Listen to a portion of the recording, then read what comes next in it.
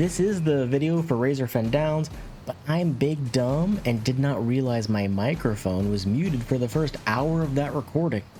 I do fix it as I fight Mordresh on the left side where all the quill bar are, but in the meantime I will throw up my gear on screen right now. This is the set I use when I'm fighting the Quillbore side, and I'll leave it up here for about 3 seconds so you can pause to see. And then now should be the healing gear I'm using on screen, and you can pause to see this as well. Alright, and then this is roughly the talent build I was using. I am 1 level higher than I was, no, 2 levels higher than I was in that video, roughly. Just put ferocity at 1 point and you pretty much have the same build.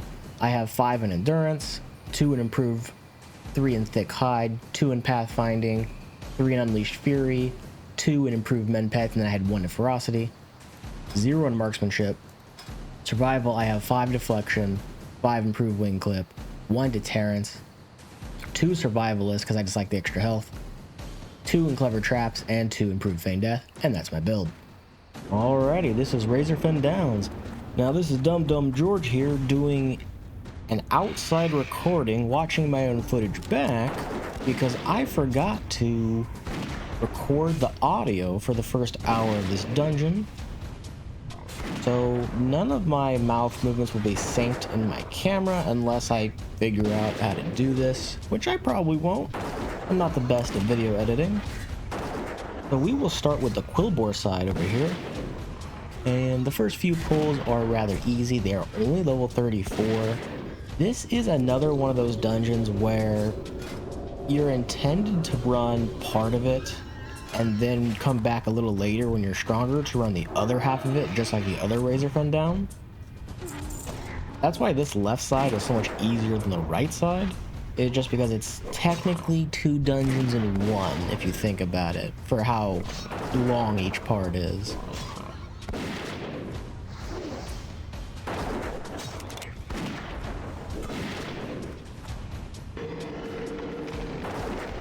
These first few groups here, they go down pretty darn easy. They're nothing to really worry about. The Geomancers have paper thin armor, so you always want to try to target them first. The Withered Warriors and Reavers or Reapers or whatever those are called, you want to target them not next usually. They want to be one of the last targets you kill because they have a soft enrage move around, yeah, right here, 20% or 25, something like that. So you want them to be the last one because they will start hitting fast and chunking just like the Scarlet Myrmidons. The Spear Hides do have kind of an annoying dot. I can't remember if it's the one that's, I believe it drains health and mana, so it's really nasty to have if you're a melee mana user. But it can be cleansed by disease cleansing. So try to take care of it as soon as you can because it does drain, I think, 65 health and mana. Luckily our pet uses focus, not mana.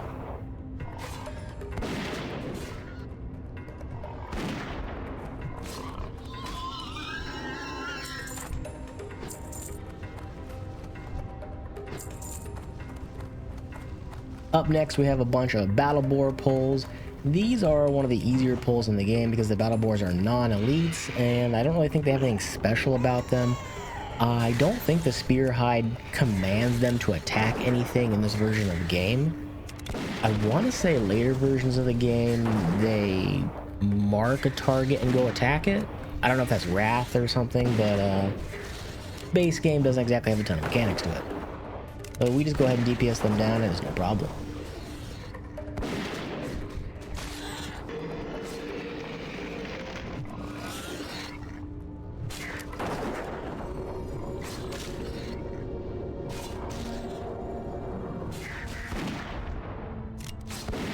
And while this runs in the background, I'm gonna go grab more tea.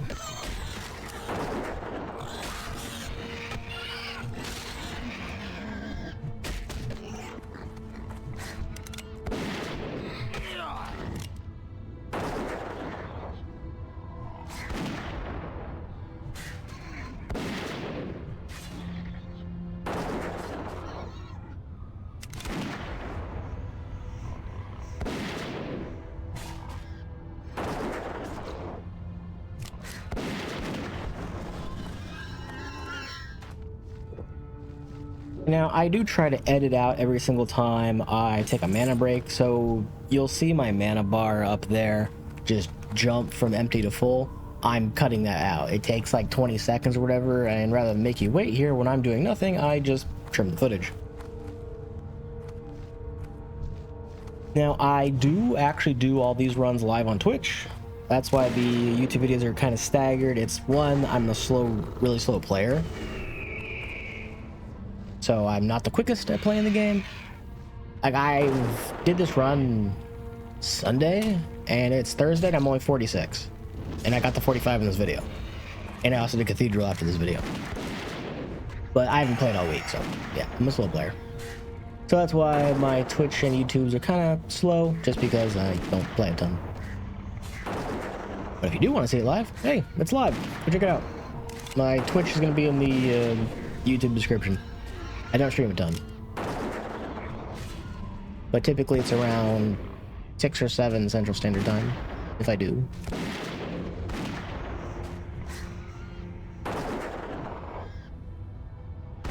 Alright, that tea should be done now.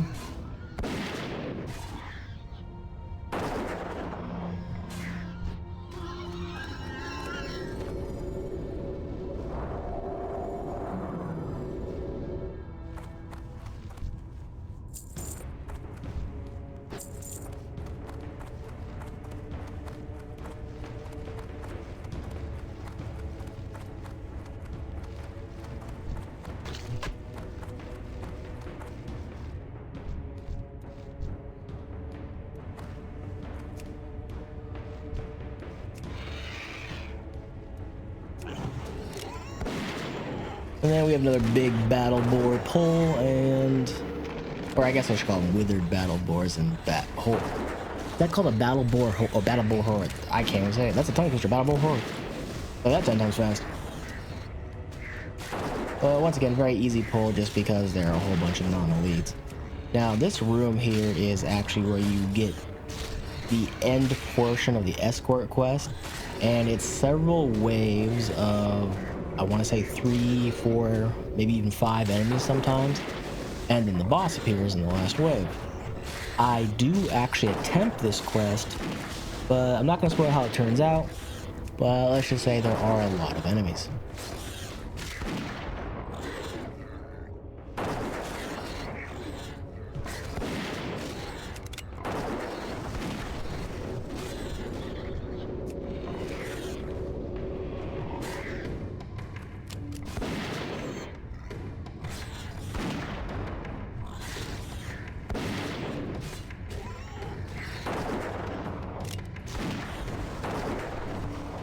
We'll mark this last enemy up, and then we'll slowly take him down.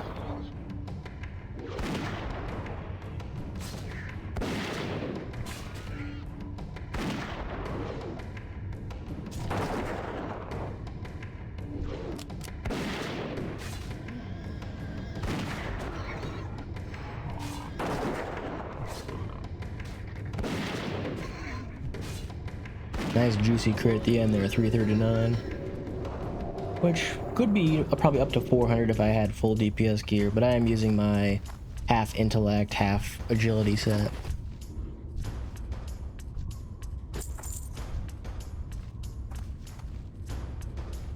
I do decide to take this group out because I'm going to give that escort an attempt, and if you don't take this group out, they will spawn and attack you.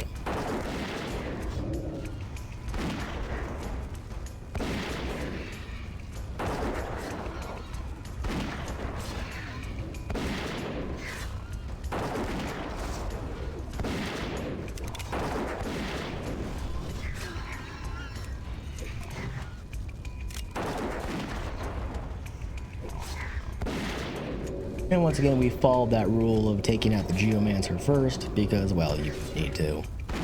Spell damage is always going to hit a lot harder than their melee does. On the other hand, we do resist quite a bit, being about 10 levels higher than them. So it's not too much of a threat if you want to take the other ones out first, if you're doing it at this level.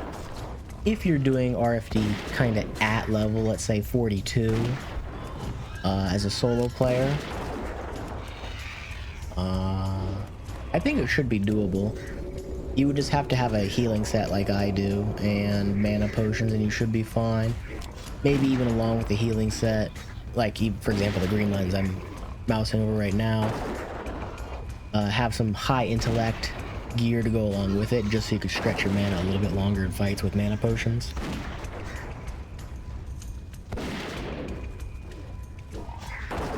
I would say most dungeons are easily 2-manable at level. Like, let's say this dungeon is supposed to be done at level 40. You could probably do this fairly easily at level 40 with a second person, as long as one of you is the threat holder and the other one of you is the healer. Of course, the only downside to that is, unlike a hunter, you can't threat drop. So that might be a little dangerous. But of course, 2 players have a lot more capability than a single player with just his pet and a med pet.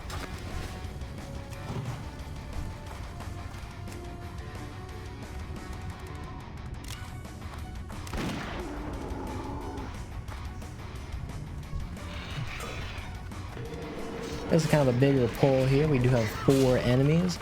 Unfortunately, I did hit the Geomancer, and the Spear Hide decided he wants to tan my hide. We go ahead and we start dealing with the Geomancer first, just because, once again, it's a caster, it's lower health, lower armor, and has a potential to do a lot more damage with its fire spells. But the Fireball only ends up doing 87. I think it's because I resist. We'll see if it does a bigger chunk here. I couldn't even see it through all that. Maybe I resisted. Yeah, I can't even see it. So the Geomancer is definitely not the correct target. It is by far the easiest to kill.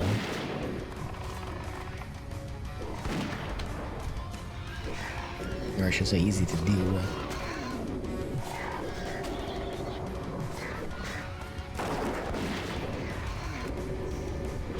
Then next we go after one of the warriors. Now the correct target acquisition here would be to go after the Spear Hide, which I do mark in target. I believe I was just getting some growls off onto the warrior. The men pet with the extra plus healing, I believe, does give you a lot more threat.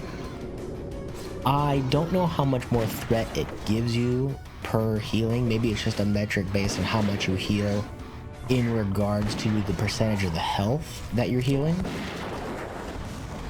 I am sure there is some Wikipedia or Wowpedia or Wow Fandom, whatever website they use these days, that has the threat mechanics broken down for you.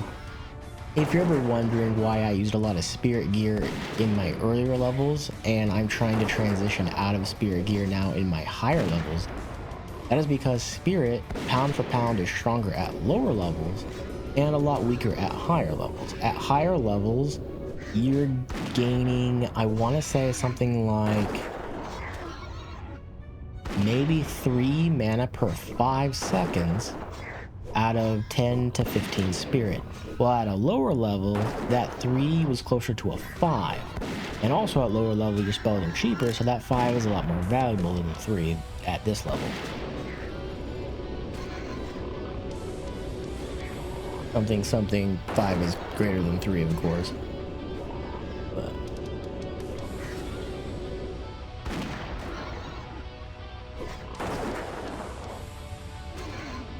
now, in the second half of this dungeon, I actually do switch to using my healing gear, which, quite frankly, I think is just the superior way to solo dungeons as a hunter.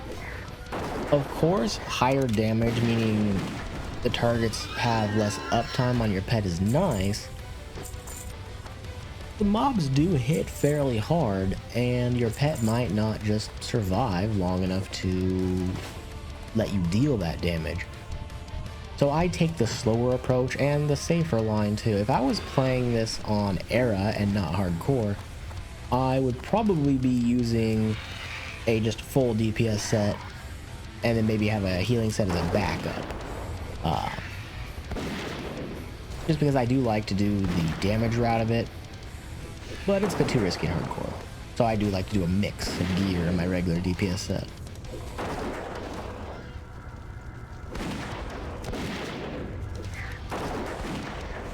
I do have a little bit of practice soloing dungeons from Classic Era. I did it on my Warlock. I soloed everything up to and including Blackrock Depth. I'm trying to remember what bosses were too difficult. I want to say the Ring of Law I had to skip on my Warlock. But I believe I was able to do every other boss kind of okay due to a mixture of kiting and taking advantage of things like the a lot of enemies have really wonky movement in Blackrock Depths depending on what surface you're standing on, so you can fairly easily just dot things up and move around. So I do have some experience soloing these things on non-hunter classes, but I still had somewhat of a pet on my Warlock. Also, Warlocks are just kind of tanky.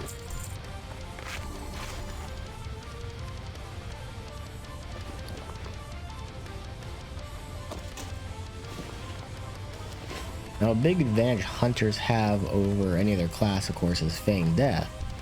Anytime a spell comes at you that you don't like, you can Feign Death it. Or you could be at extreme range and control your pet to come back to you to heal, and then send it back into combat, so the AI doesn't move very much. And you can also shoot from very far away as well, while your pet maintains very good threat. For the most part, your pet is very good at maintaining threat in Classic. The key is not to go balls to the wall with your threat right away, just like you would with any tank. You have to let it get some screeches off, and I do recommend using a bird. Now, the whole reason I use a carrion bird, I think this is what this is. No, I'm using a Dread Swoop from Deathless, I believe. It's just because of Screech. You can get Screech on any pet, and any bird basically can use Screech. Owls can use Screech. Carrion birds can use Screech. Owls can use Screech. So anything that can use Screech is good to use Screech. There are some unique pets out there, like you can get a monkey pet, or I mean a gorilla, and it actually does have an AoE move as well. It's called Thunderclap, but Thunderclap is a minute cooldown and it's not very good.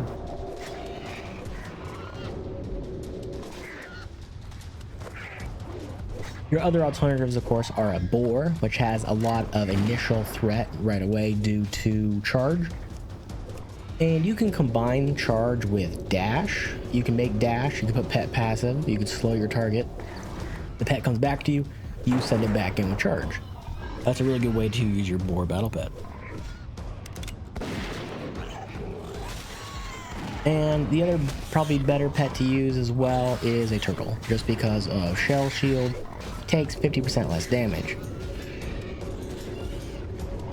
I guess scorpions are okay too. They do have a special poison move they can put on the enemy, but that is a lot of microing where you have to switch targets to put poison on each of them, and it's just not worth it. Just use an owl. Owls are incredibly tanky. My owl right here has 48% damage reduction versus targets of the same tier. That's really good. I mean, look how the bird is absolutely tanking all these piggies.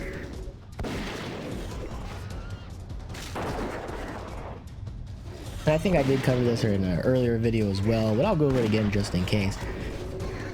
For most pets in the game, there are outliers, there are exceptions. They have the same attack speed, and their health, damage, and armor values, I believe those are the parameters, are only going to be different by between 0 and 5%. The outlier, for example, is a bear, and one of the cats you can tame has a faster attack speed. Bears have 8% health difference, I believe, up to a max of 8%.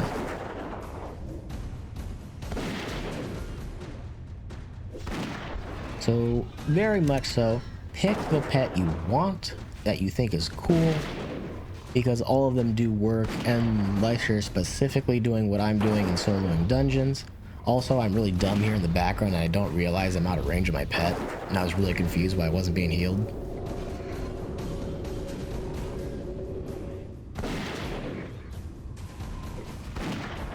Yeah, just pick the pet you like. It literally does not matter. Most of the time out in the world, you're going to be targeting one mob at a time anyway. And you're going to be generating 0 threat on the second mob as long as you don't hit it with a spell or use a heal. And most of the time, you're going to kill the first mob before you have to use a heal anyway. And then you just wait an additional second to use a heal on your pet.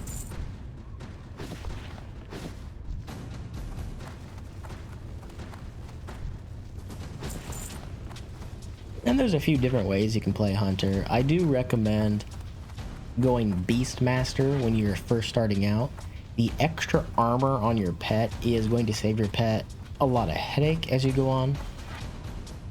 And then once you get high enough that you can spec in, I would say around level 40 is a good time to switch to survival. You want that feigned death, 2/2 feigned death. It turns the 95% chance of success feigned death into a 99% chance, and it makes your survivability quite a bit higher once you get that capability. And also at 40, you do get the ability to grab the armor, and I think at 42, you can get the extra mend pet with the specialty of removing poisons, disease, curses, and magic from your pet.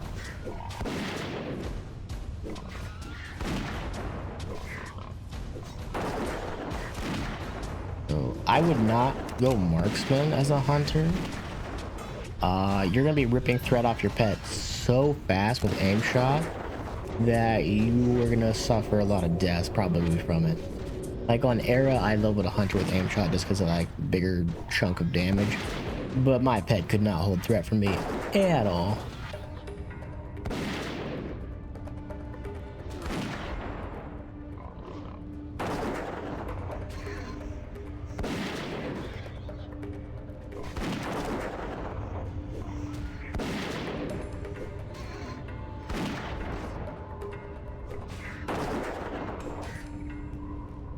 In the background, I'm just kind of going over what gear I can get from dungeons. Surprisingly, there's not very much gear you get from dungeons as a hunter that's, you know, useful to you from this level range.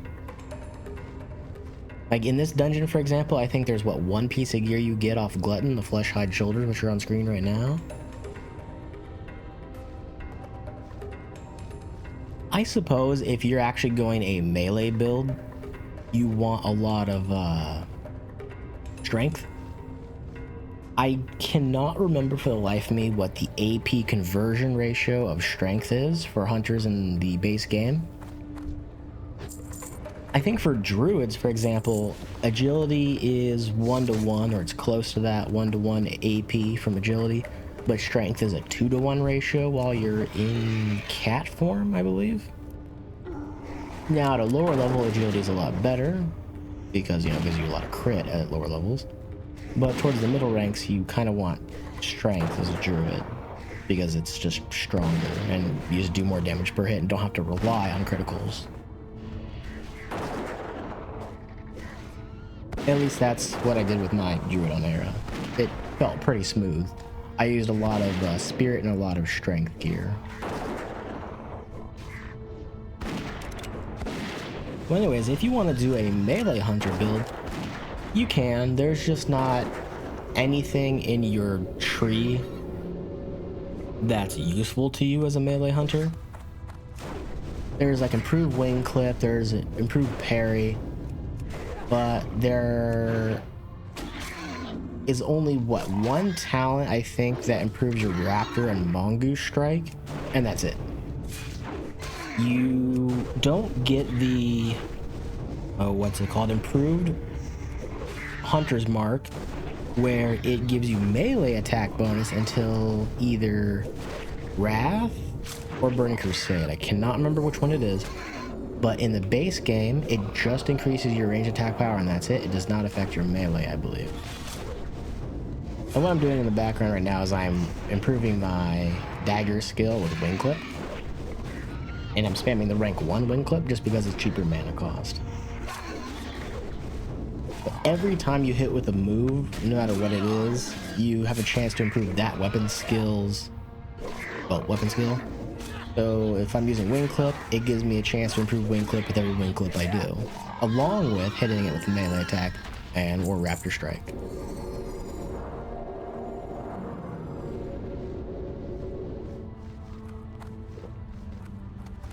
Now we're starting to clear out the Tuten'Kash room, which ended up being a pretty challenging fight. The first 2 pulls of Tuten'Kash are surprisingly rough. I did learn you can split pull them. So if you back up into the hallway where my hunter is right now, you can fight each group of spiders separately than the other group that comes from the north or east. You know, across from the room, I should say. So if that pull ever scares you, ring the gong, back up into this hallway, fight the first group, and you can drink before you fight the second group.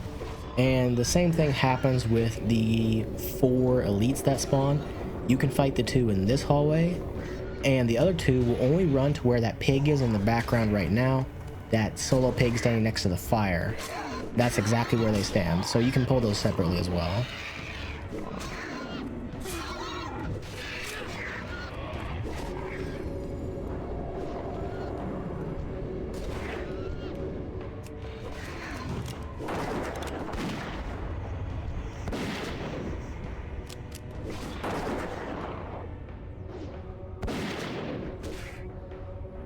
Now our poor bird is taking kind of a beating here, but we have plenty of mana left. We can get 2 more men pets off if we want to.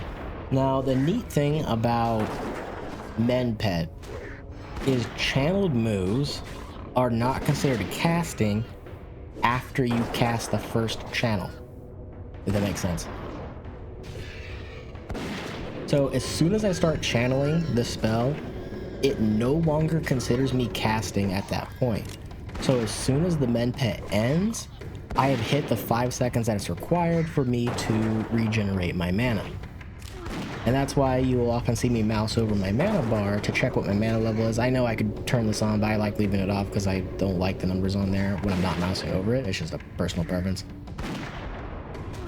But you'll notice I will immediately generate 1 tick of mana as soon as my men pet ends, and that is intentional. That's by game design.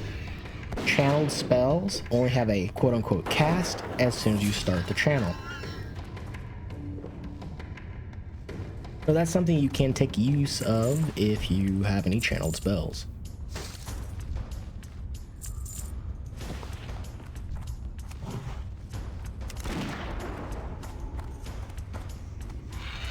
So let's take this guy solo, and I will level my dagger skill off of this guy as well.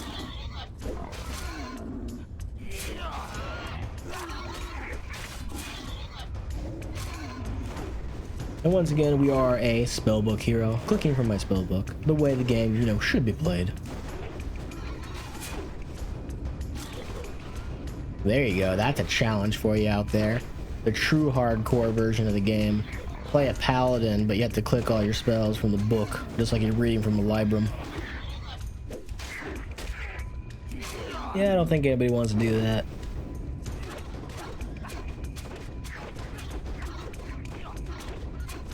You know, in hindsight, I probably should have sped up this section of me spamming wing clip to get through it a lot quicker. But I'm already recording this audio, and I don't feel like editing this 3 times. So I'm gonna leave it that way. I'm not even sorry.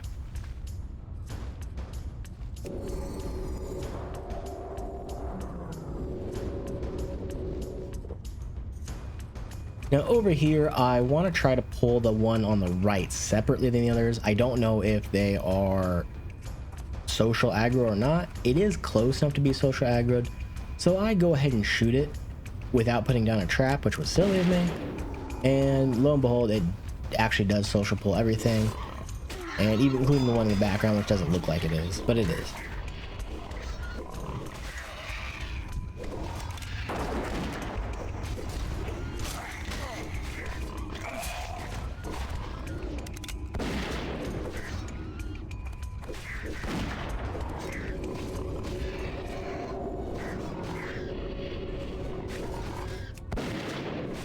So it is a rather large group of enemies. Now it looks like I'm not doing any damage to the neophyte, and it's because I'm not. It has a bone shield move, which it applies fairly often, and it just absorbs damage kind of like an ice barrier, if you want to think of it like an ice barrier. It's just an ice barrier. It's got bones. Bone barrier.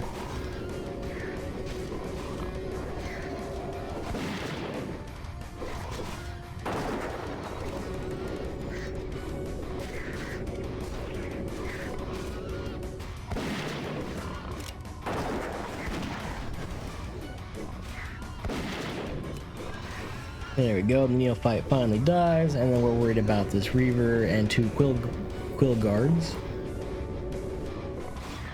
Now, by this point, my mana is pretty much drained. I do have 15 more potions I could use, but I do believe I make the choice here of trying to kill the Reaver, and then I just reset the fight. So I can just drink up and have a full mana tank so I can Serpent Sting and put marks up and stuff like that. Or I could be completely misremembering. We'll find out.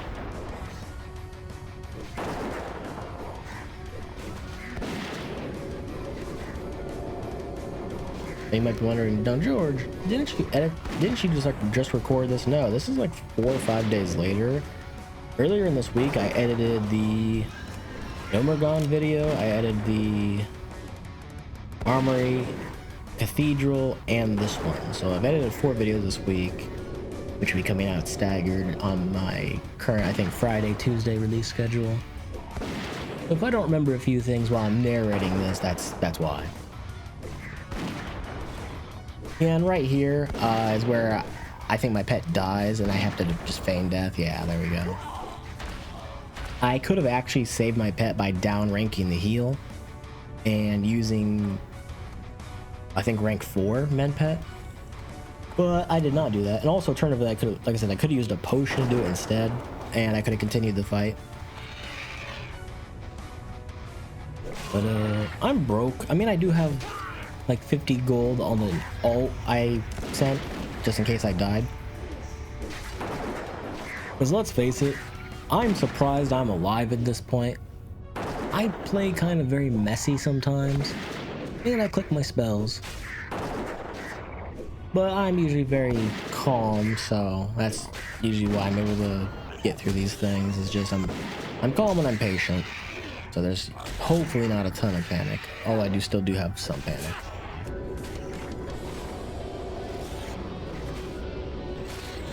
So I do try to squirrel away a bit of money to my ults. Although if I die on this hunter, I don't know if I would go again. It's a lot of time investment for like me who doesn't play the game a ton.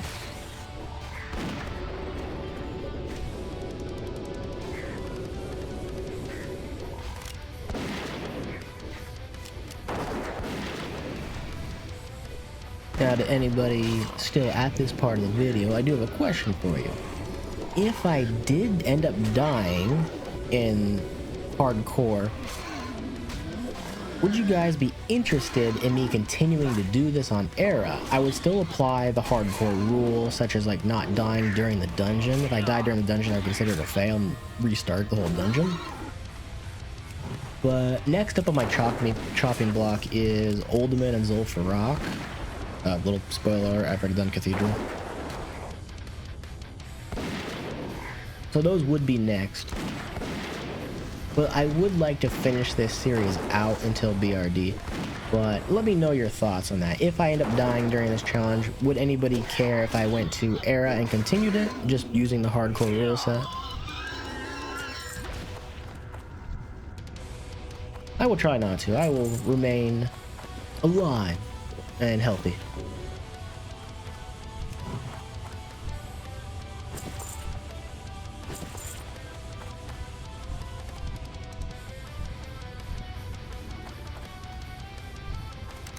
Although I will say, as far as itemization goes for leveling, Wrath has a lot better itemization and lower level dungeons slightly.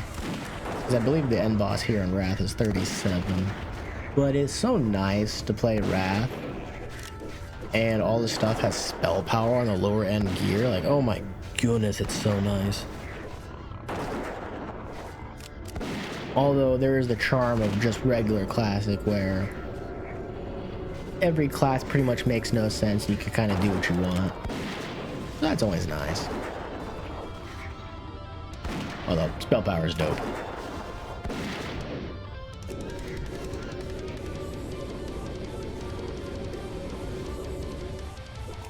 And I actually do have a friend trying to get me to play retail. The only problem is I'm kind of slow.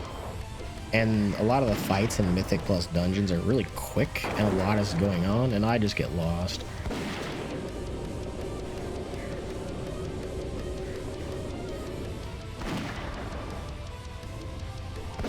I may or may not do that. I have no idea.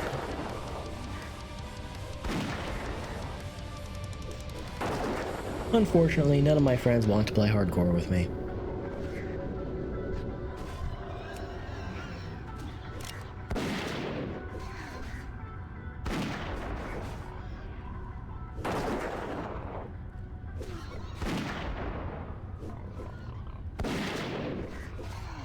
Just DPSing this group down nice and slow here.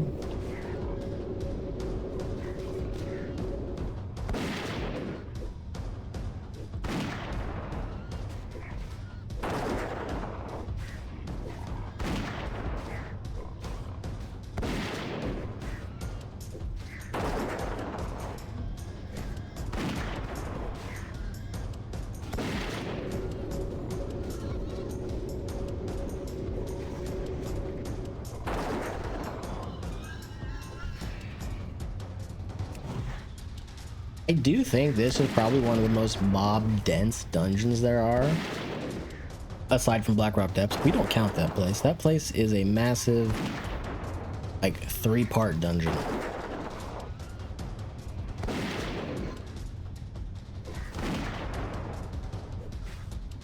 But there's a ton of groups in here that are full of 4 or even 5 enemies. And I don't think there's many other dungeons that have that. Let's see, let's actually go over them. Ragefire Chasm has groups of 3 typically. Sometimes I think they have a group of 4, so that one's pretty close. Wailing Caverns doesn't have more than 3 in a group typically. Most of it's 2. Dead Mines is typically 2 and 3. Then what else do we have? Shadowfang Keep is mostly a 2 group pull dungeon. And then what do we have after that? Black Fathom Depths. Oh, yeah, that one's mostly 2s and 3s as well. Then what do we have? Razorfen Crawl has a lot of 2s and 3s. Towards the end, or towards the middle part of it, it does have actually a group of 4. Then we have Gnomragon, which is mostly 2s and 3s as well. There is a group of 4 Dark Iron Dwarves that does shut down a lot of groups. And the key is just destroy those mines. They have 212 health. They're easy to deal with. Just target them. Make a macro with your most used skill during that if you have to, and then just slap on your bar for Dark Iron Dwarves and then take it off afterwards. Really easy to deal with. Just make a macro for it. Then what do we have? Library has a lot of 2 group pulls, mostly 2 groups and then some 3s. Alright, it's time for the boss here though, so let's go ahead and ring that gong and we'll go back to the other talk afterwards. Stab a rat.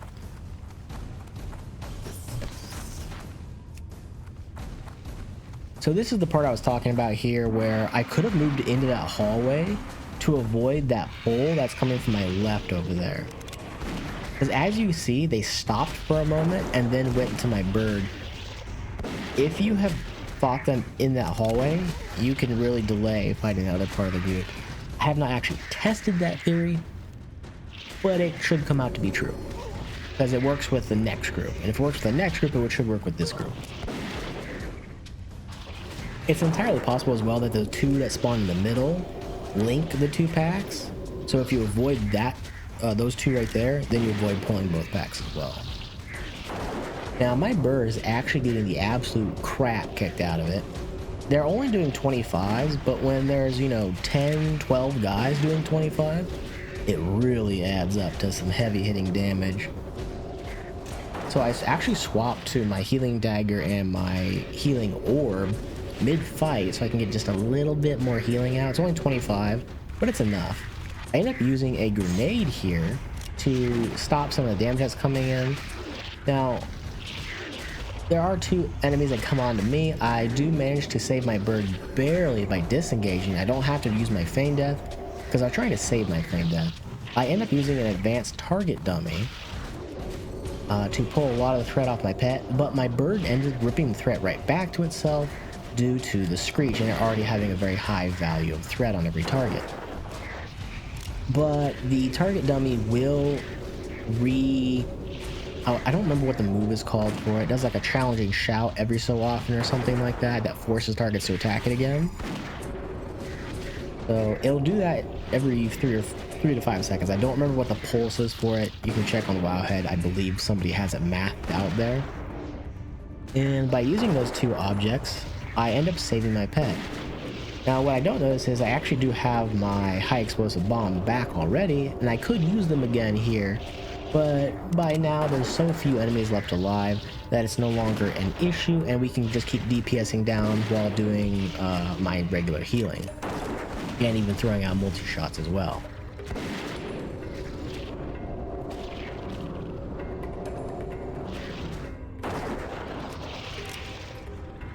Now we only have 2 of them left and we're pretty much good to go.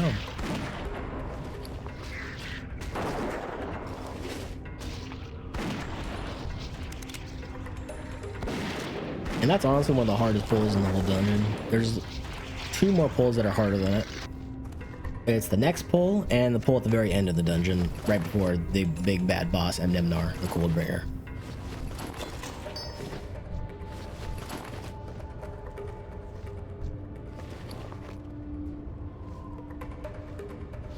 Always like a little bit of inventory management, don't you? Best game.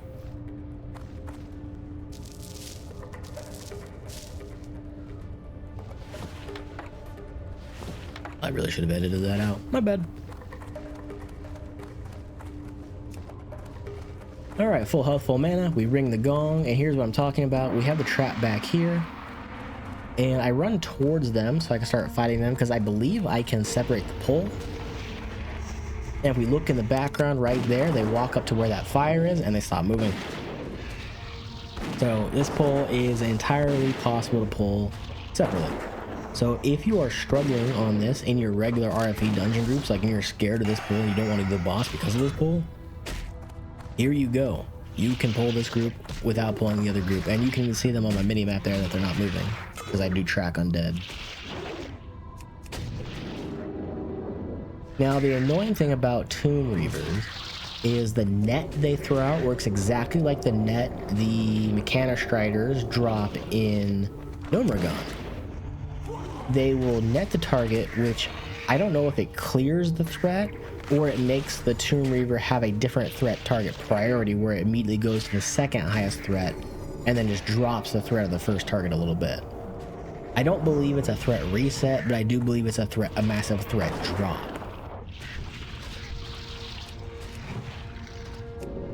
So every time a Tomb Reaver does its thing, I will attempt to disengage on it, and I will walk next to my pet so it can try to pick the threat back up off of me as well. Now I keep looking at that group back there because I think something's going to be coming, and I do get butt stabbed by a pig. It almost turns around here, but unfortunately my pet is just within range of it that the pig comes and recognizes it.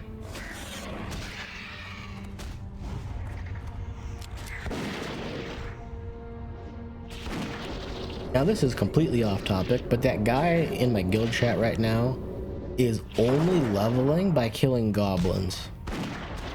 So bonus points if you know where that's from. And he is literally in Mulgore right now doing that.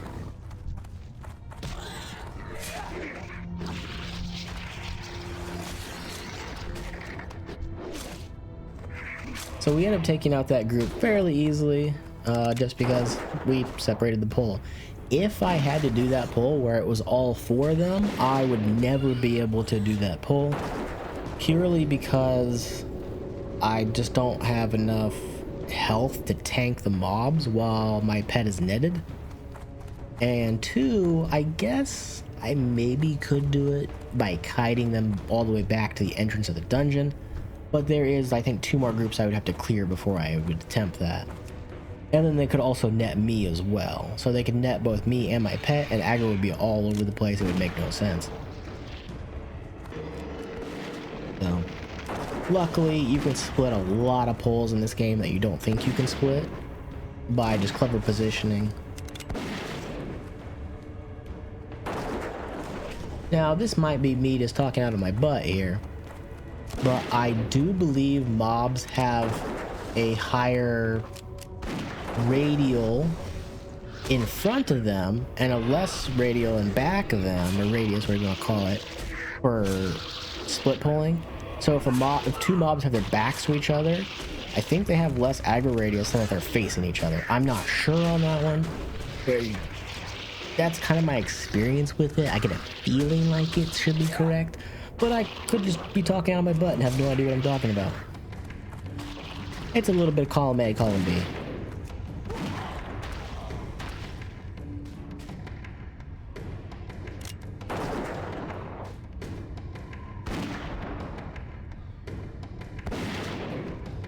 Only one of these things left, and that cockroach behind me is making me paranoid, so I keep looking at it. I mean, in game, not in person.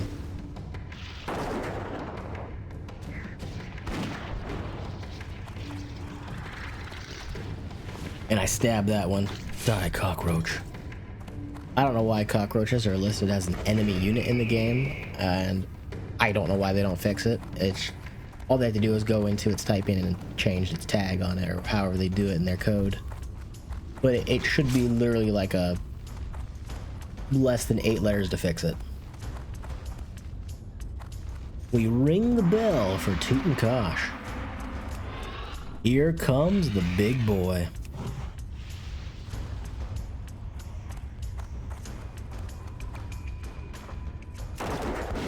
Now, he is a fairly healthy boy, and he hits decent. It's not a ton of damage he does. It's very doable. The only problem is he does drop threat occasionally, and he will come to you. So I thought it was like a disengage problem, so I hit disengage, not realizing that he just drops threat occasionally. Now, he does have a nasty curse he puts on you. It doesn't really affect me too much. I think it makes my channel take a little bit longer, but we don't really care about that too much. We're just hoping our mana bar lasts longer than the boss's health bar for the most part. And it's already been almost 30 seconds, and we still have half of our our mana bar left. And we've been using Poison Sting alongside it. So that means if I went to a purely healing route, I would have no problem with my mana at all. If I'm remembering that Hunter's Mark is only 30 or only a minute long. I think it is.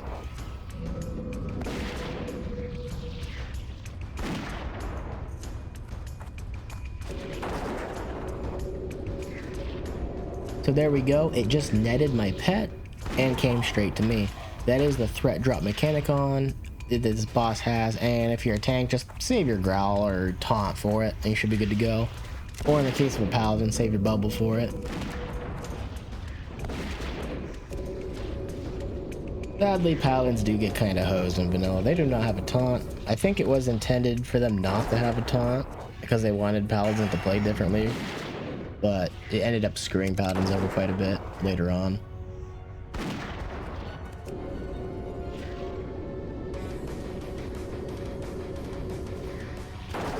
The boss is almost dead, and we still have half a tank of gas, and our mana potion only has 45 seconds left on it as well.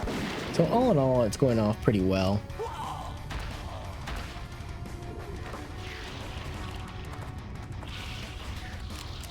And we got a nice, juicy 18,346 experience. Quite a ton. Now, I believe this actually... I don't know if there's an experience cap they set in dungeons. The last boss in this dungeon, I think, only gives me like 500. Amnennar the Coldbringer only gave me like 500 experience. I think his ads gave me more experience. I don't remember if it was 500, but it was a lot less. It was really sad.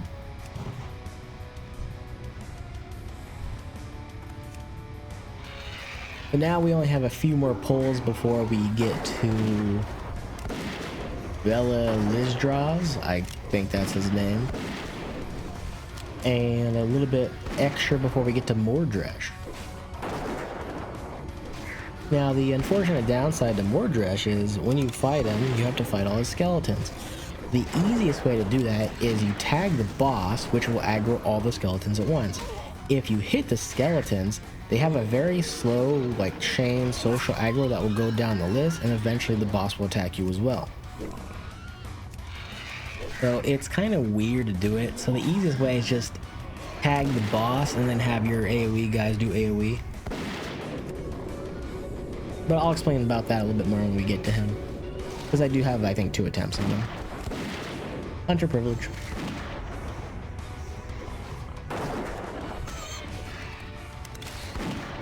Now, luckily, these battle boars are kind of easy.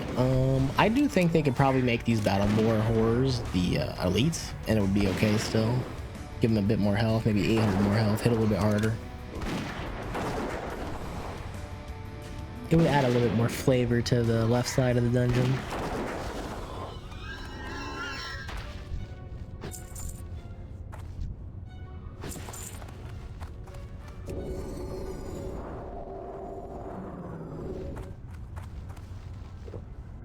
Don't you love editing?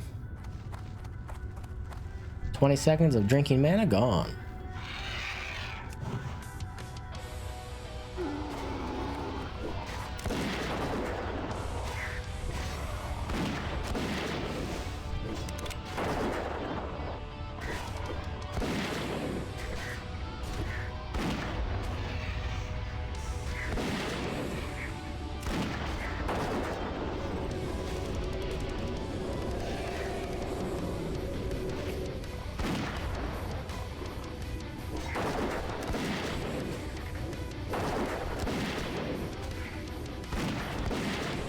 Take out the neophyte first. Nice little 300 experience.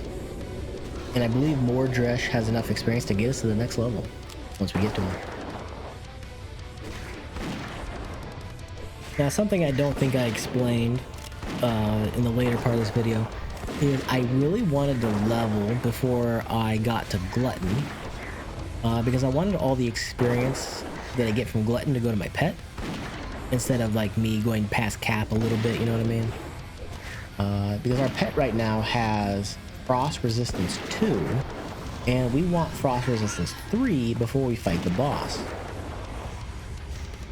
And the way training points works is, let's say you spent 5 points learning training point 1, and it costs 10 to get rank 2.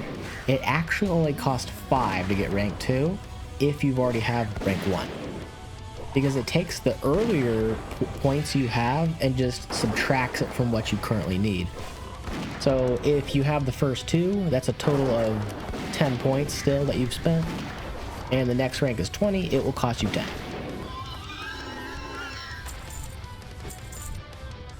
So that is something to note about pet training, is just because it says it costs a certain amount, it doesn't actually cost that amount. You have to subtract the previous rank from it.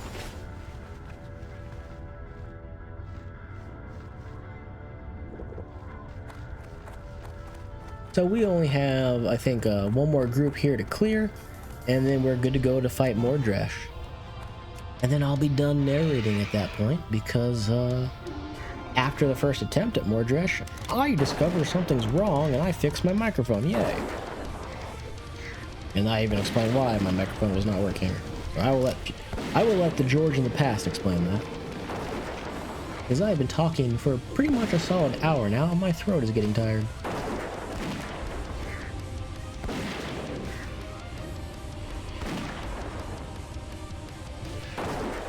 I I almost wonder if it's better to kill the Quill Guards and the Reavers than the Necromancers, because the Necromancers put up tons of bone shields that inflate their health pool to like 6,000 roughly. I mean, not from one bone shield, but from multiple uses of it. So it's probably better just to kill the Reavers and stuff first.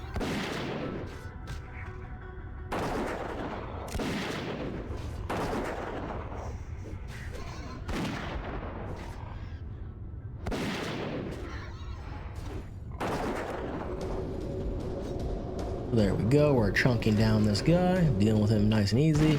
Did a nice big old crit.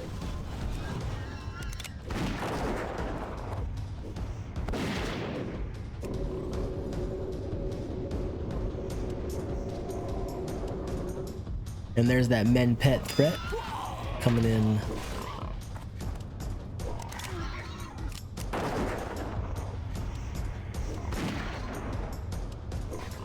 And what do we have over to our right? A nice, tasty chest.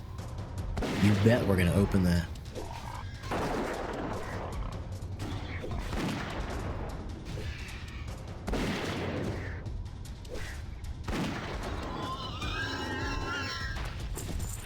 We actually get a Hawkeye's helm here, which actually has really good stats on it. Like, check this out. 4 strength, 11 agility, 8 stamina. I have never seen a better druid item in my life. That's so good for druids. I believe I sent it to a rogue for free. That's also a big part of why I'm poor in this game, is anytime I get gear in dungeons that I don't need, instead of selling on the auction house, I just give it to guildies. I just post it in chat and ask them if they want it.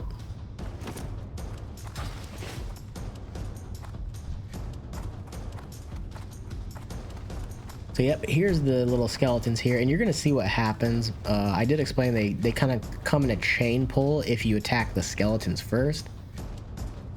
So in this first pull here, you will see that now if you attack just the big boss skeleton up there, they'll all come at once, which you see me do in the second attempt. But we'll let past George take care of that while future George narrates this fight. So my plan here is I use explosive trap on the ground, which is on Control, Shift, and Q. And I want to pull these skeletons into the trap and then clean them up with either, what do you call it, volley? But yeah, see how they all didn't come at once there? They had that weird chain pull. And then unfortunately this nonsense happens and it went very, very poorly for me. So I am forced to take a feign death here. Now, luckily, I did not get resisted by that 1%. Otherwise, I would have had to use a target dummy to deal with it, and then I would have just cheated and sprinted away. But we didn't have to deal with that. And my pet did take a while to die. We still have full mana, so we don't have to worry about it too much. And also, at this point, I do decide to turn on music while I'm streaming. And that's when I look over to my other screen and notice my mic hasn't worked for the past hour and I'm big sad. But lo and behold, I notice it, so we fix it, yay. Testing? Okay, I don't know if my mic's been working this whole time. Not a bad.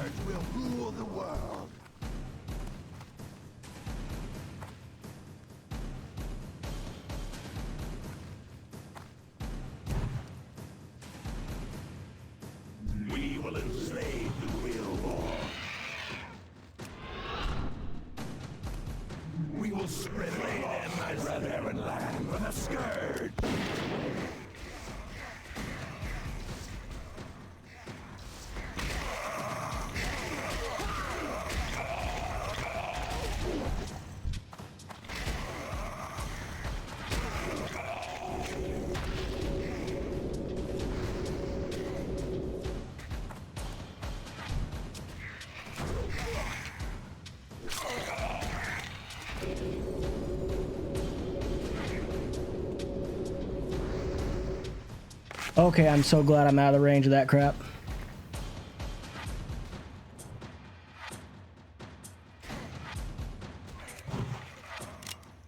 Okay.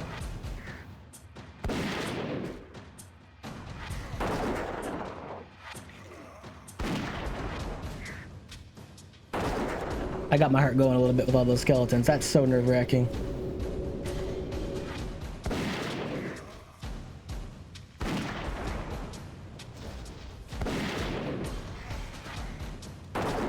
We'll throw out one more heal. Alright, we should be good to go just to auto attack from here on out. I don't know how I'm poisoning a skeleton, but I'll accept it.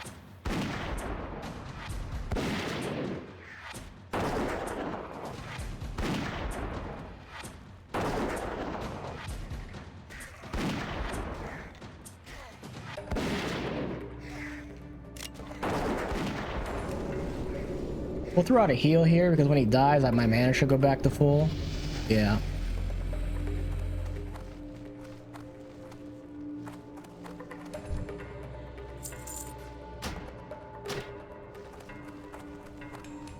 Okie dokie. I'm gonna go clear that one pack and then I'll try doing the I'm pulling a blank escort quest.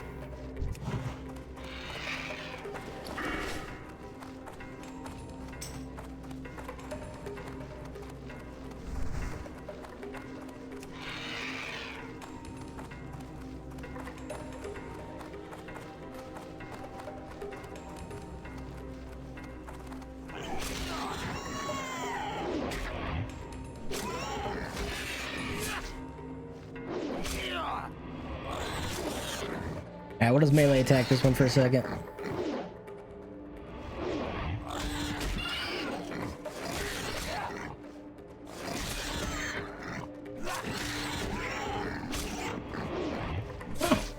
Okay.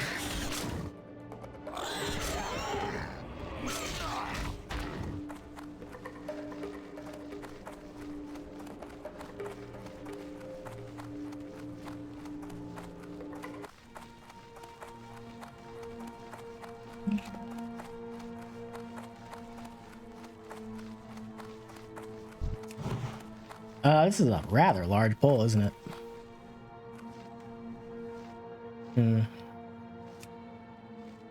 I think it's time we do the chicken.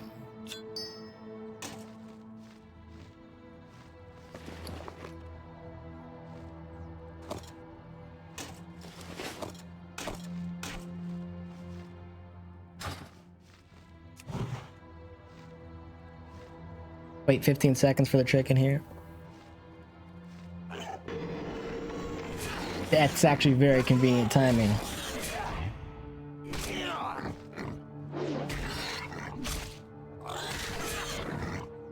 I haven't noticed this guy back here.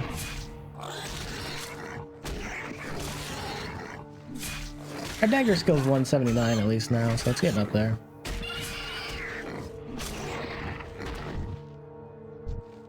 Alright, let's try this out. We'll go all the way over here.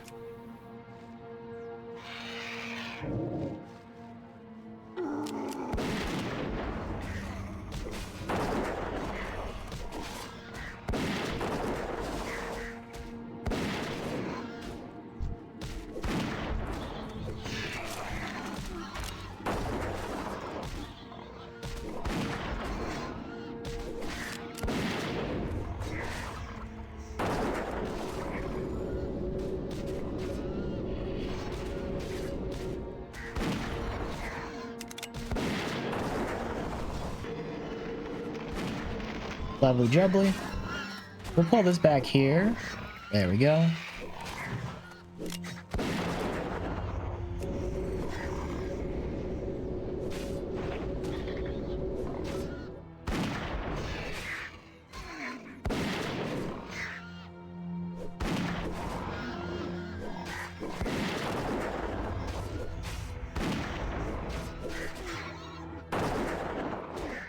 A little bit longer. Okay, now we heal.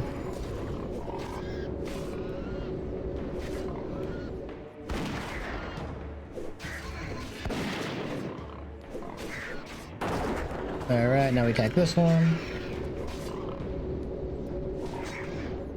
Now we attack this one. I don't think I'm gonna use Hunter's Mark.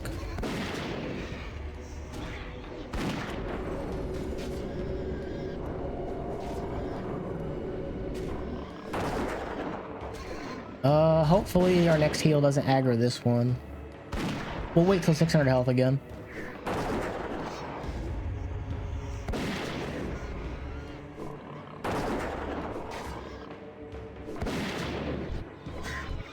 Perfect. Alright, we'll actually throw a Hunter's Mark up for this one. Now we'll channel.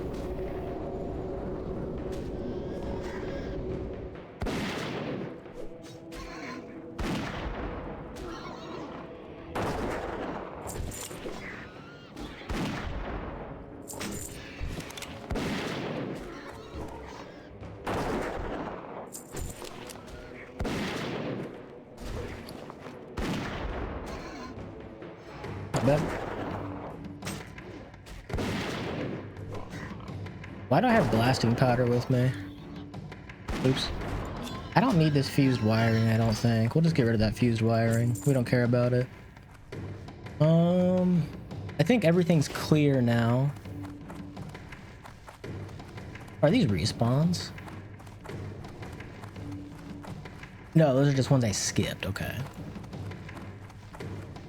I'm just checking out the area real fast. Those are all the way over here. There's no way I'll aggro those. Okay.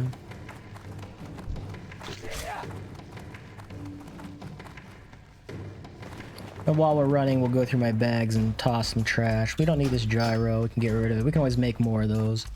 We'll put the mana pots in this bag. Put more mana potions over here. I'm debating if I want to wear my healing gear for this fight or not.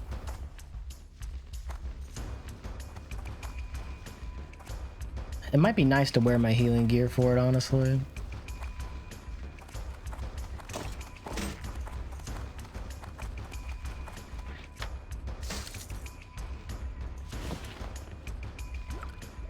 I'll just drink one of these.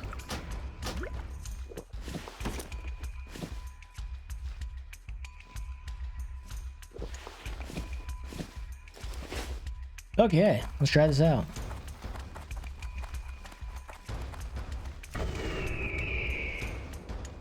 Hello. But who is this? Who the heck is this? I've never seen an NPC in my life. Outstanding. My name is Belnestraz, and I thank you for rescuing me. I had given myself up for dead, or worse, as a meal for these scourge-infested vermin. Yes, I said scourge all right. They've brokered some sort of deal with the Quillbore here, and this nightmare is a result. Listen, rather than just flee, I want to make a difference for all of our sakes. Would you be up to helping me out to that end? It's probably dangerous, but you seem to be the type not to worry about that too much. Fantastic. I thought you looked to be the heroic type. We've got our work cut out for us, adventurer. I'm not going to lie to you. If we stay focused on the task at hand, we should be able to come out on top. Now let me bring you up to speed on what's been going on. Near the entrance is an idol that functions as a macabre oven for the Quillbore, the beasts. They literally consume their abductees from the barrens. I can shut down the idol and bind them from using it again, but I need your aid in doing so. My plan, escort me to the idol. Once we arrive, I'll commence the ritual. I'll barely be able to communicate with you, let alone defend myself. Protect me while I shut down the idol. If they take me down, then it's all over for us. Are you with me?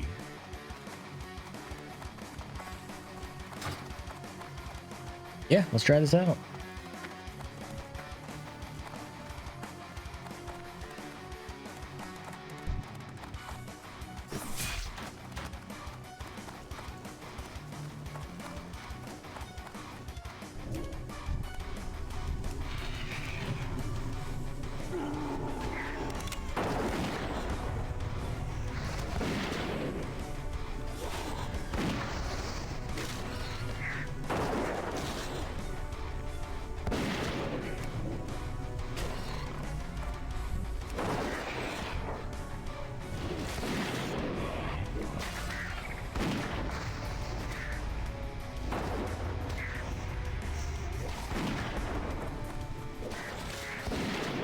Okay, we'll give a heal here. Yay! Oh my goodness.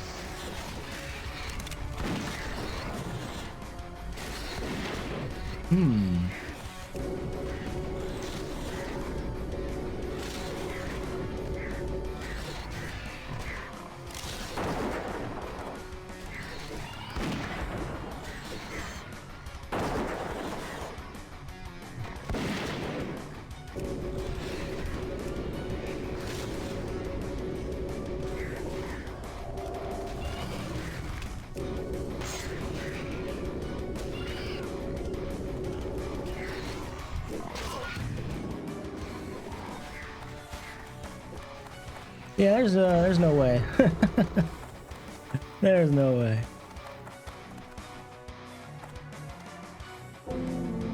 Yeah.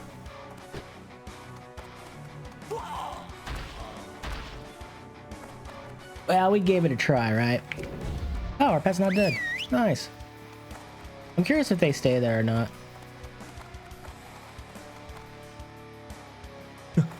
They all stay there. But how many mobs was that?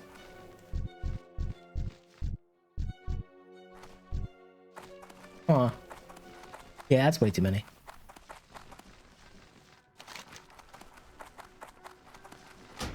Well, we give it a try.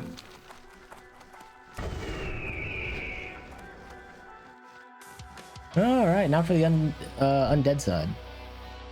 Well, I guess they're both technically... ignore what I'm saying. These are a group of 4 elites, 5 elites? Oh my goodness.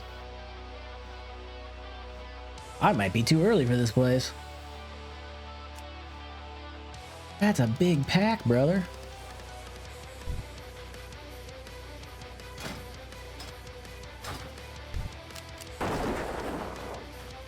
Okay, well, we put this guy on blast. We equip our Mithril Mechanical Dragonling. We hopefully won't need it, but yeah.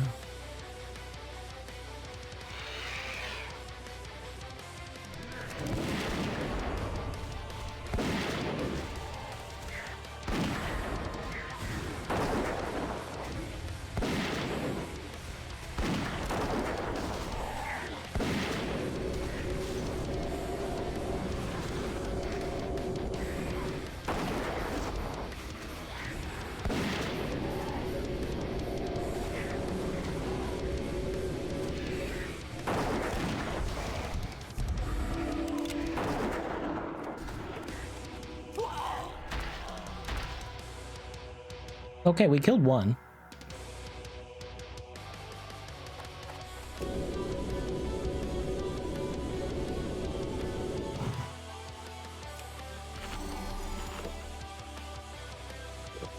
Unfortunately, there's 2 small little boogers next to him.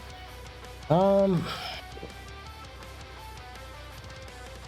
trying to think now of the last boss in here, Amnennar the Coldbringer. He summons, what, 4 ads, and then at 30%, 4 more. Each have 2,000 health. I don't even know if I'm going to get past the ads to get to him. Well, we got these 2 shadow caches we need to deal with now, unfortunately. Oh, those evade. Well, poopy.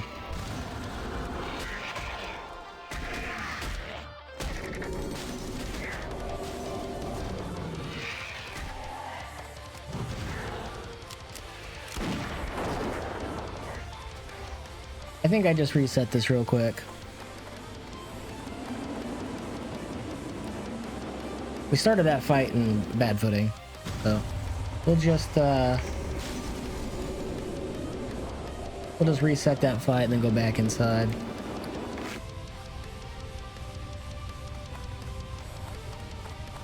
Okay, well, at least we know these are gonna reset, so we don't care about them.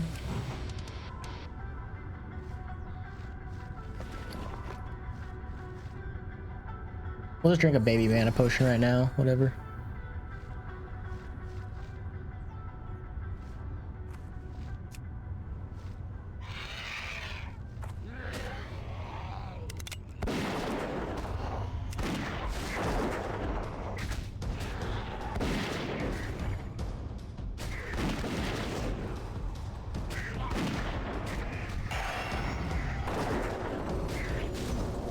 Well, I'm sad now.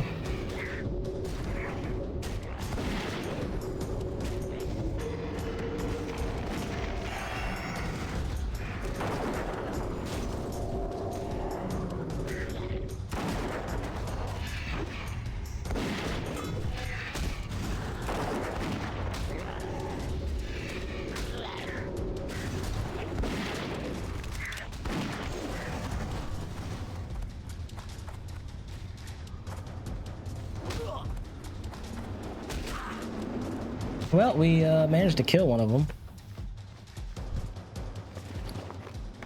I don't know if the other groups are going to be easily doable with the amount of food and water I have.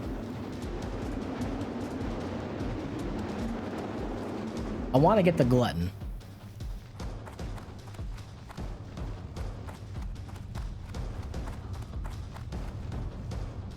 I think we switched to our healing gear, actually.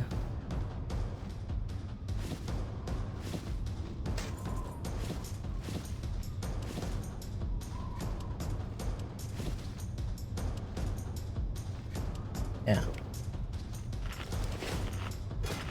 Okay, we got some healing gear on. I don't have healing pants yet. Do I? Yes, I do. Our damage has not dropped a ton. I think we are like 174, so we do like 20 less damage per shot, but we're healing for 200 more. That means every 6 times we shoot our rifle, we would basically have an additional shot if we had our other gear on. That's not a ton. I don't really care about that too much. Our health's only down by 100, that's fine.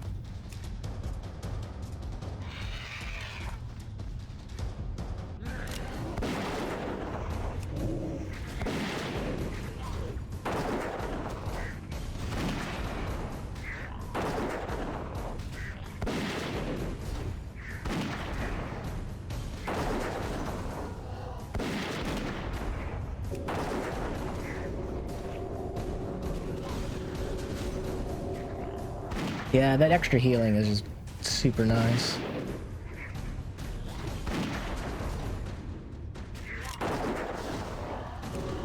Alright, cool. We'll start with this one next.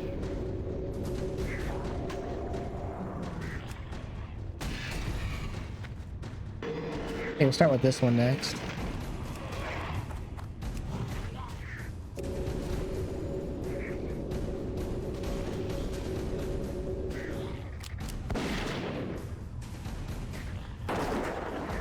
I want to save all our mana for healing.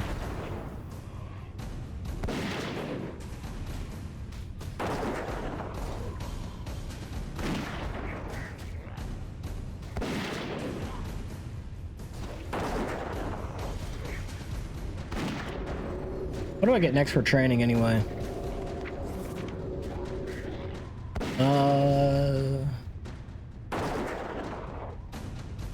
Nothing really useful.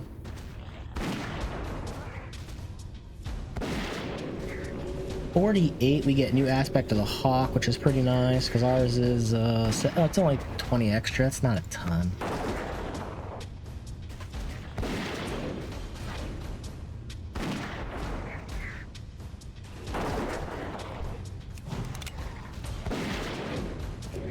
Throw a heal out.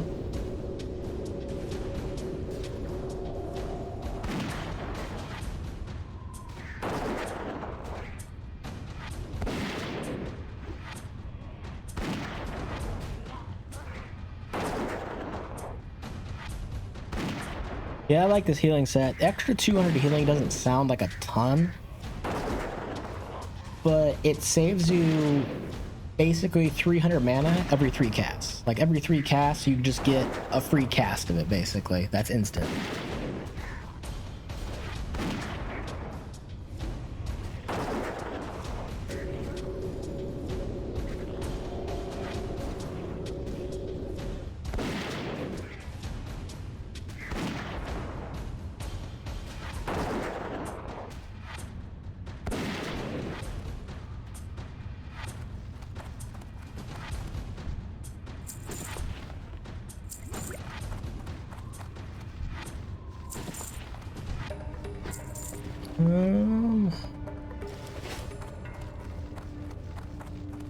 Let our pet eat up here.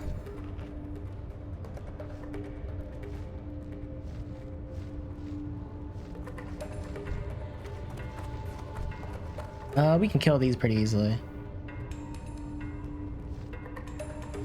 My 2 cents on what they're talking about in my guild chat right now. If you're a class that has mana and just can't, you know, bandage away your problems, it's probably just better to 2-man, even drop quests, because you can kill so much quicker with 2 people and less downtime. Especially if you're 2 people that can swap, like who attacks first, and then you just trade off and on. How much health these guys got? 1.7.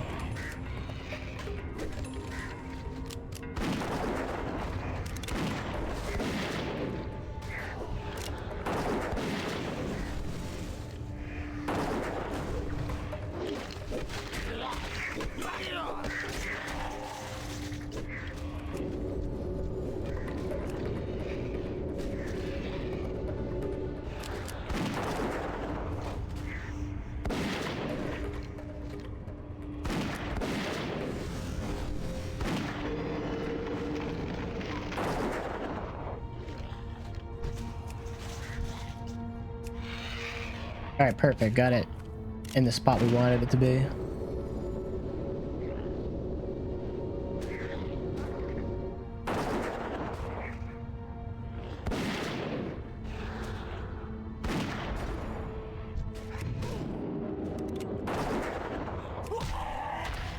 I resisted the ghoul.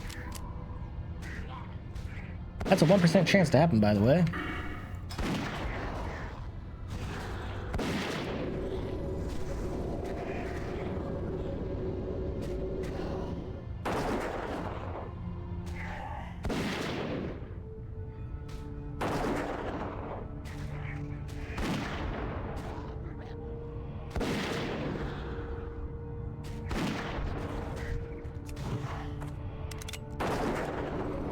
One last heal, and then we just auto attack it to death while I relax. There you go, Pinnacle Hunter gameplay, hands-off experience.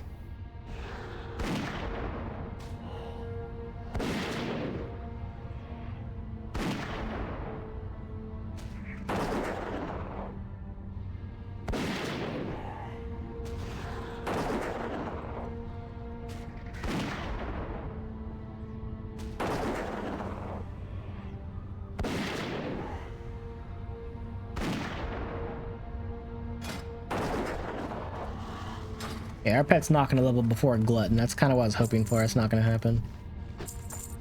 Glutton hits hard. He scares me. Can I pull this by itself? The answer is yes. Yes, I can. We'll let our pet get a few things off real quick. Then we'll give it a heal here. And I'll stab this thing.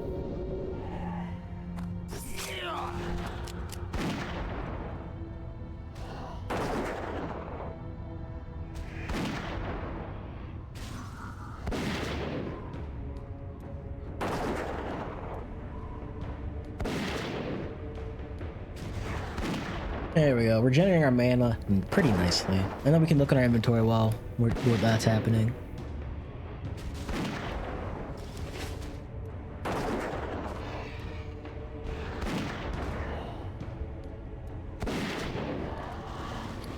I'm going to put these on my bar. And we're just going to click them.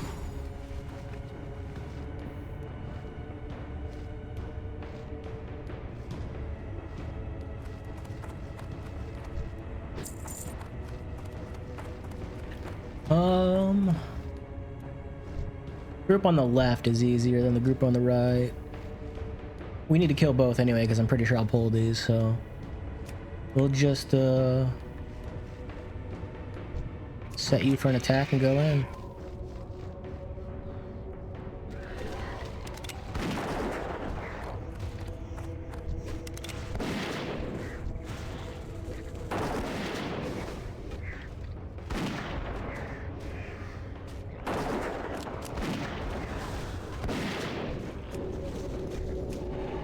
Yeah, we waited till the last possible second to heal it.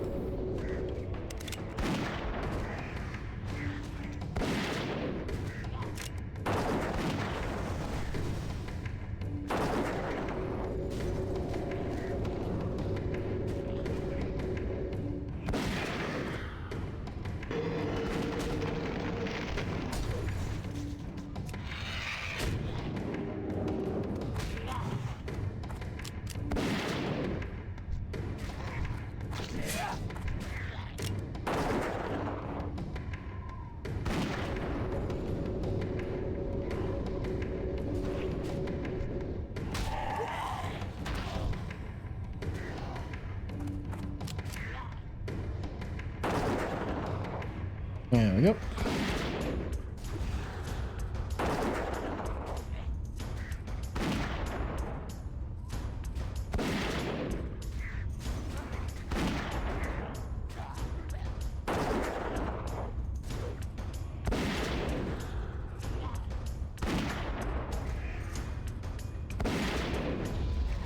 Oops. I was wondering why I couldn't heal us out of range.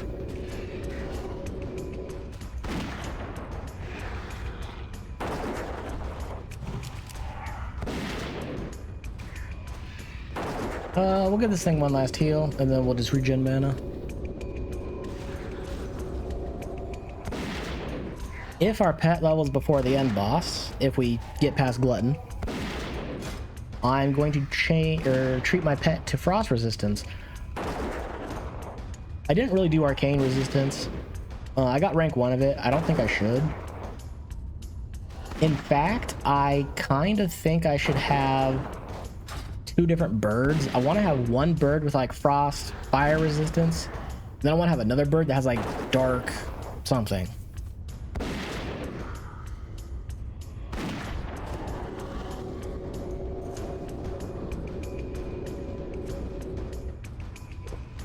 Next, we'll go after these guys here. Let's go see what the loot is real fast. Silk, money. I'm probably gonna aggro if I go any closer than this. All right. Throw this trap down. We do have a rapid fire, so let's go in.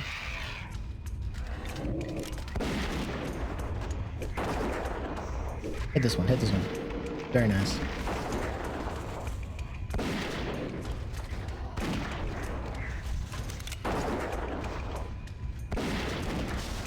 Whatever.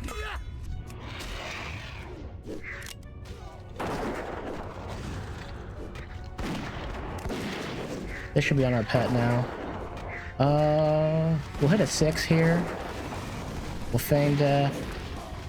Then we'll heal our pet.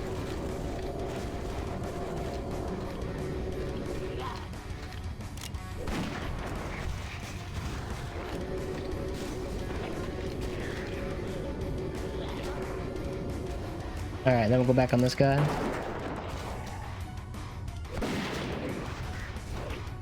Once he's dead, we'll throw another heal up. One more shot and then we heal. And this guy's next. Throw a mark up on him. Shrink him. Throw a heal.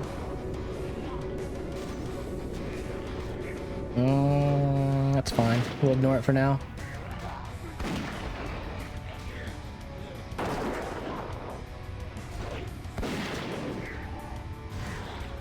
Throw a heal now. I was waiting for the frost nova before I healed.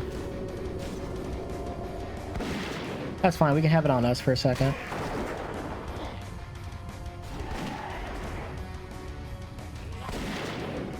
Now we feign death.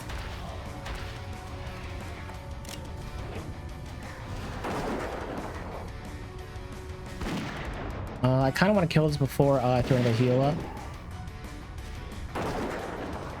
One more shot. There we go.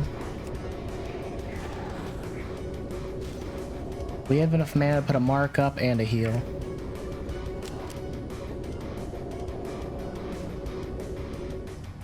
There we go. Yeah, I gotta say, I like my healing set a lot better than my other set I have put together, even though, I mean, I didn't spend a ton of money on it.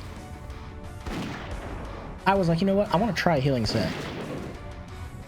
So I took about, I want to say, 14 gold and bought some pieces.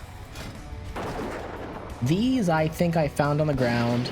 This I found on the ground. I bought these. I've got these from a quest in Tenaris. I got this off Thalanos. We bought this on the auction house.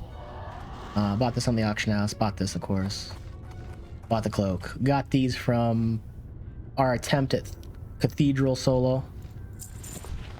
And then I crafted the green lens of healing.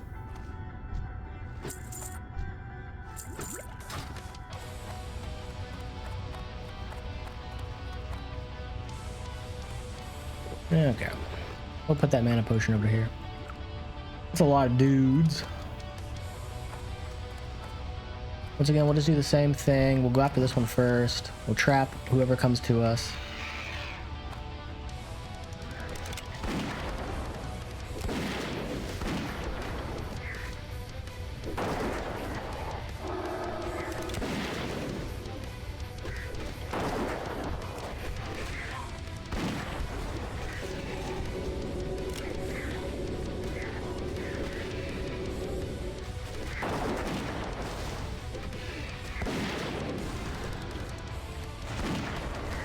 I wanted to get one more arcane shot off, but I think we have to heal first.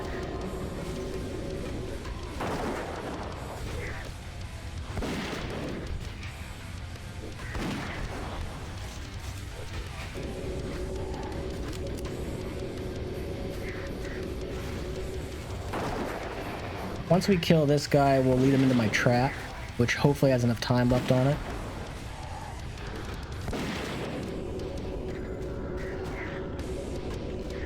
It does not. I'm sad now.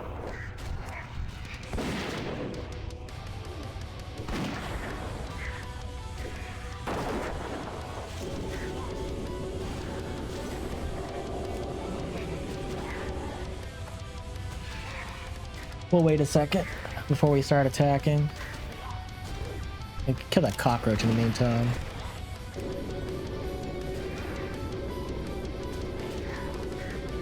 The freezing spirit has less health. Let's just go after the freezing spirit first.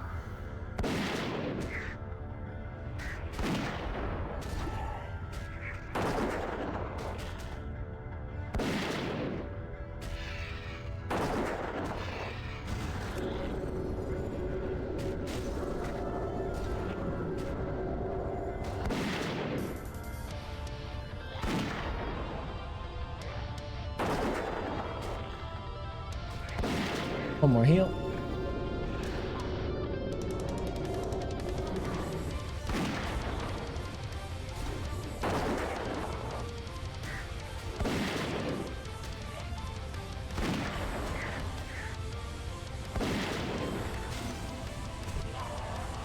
The heal.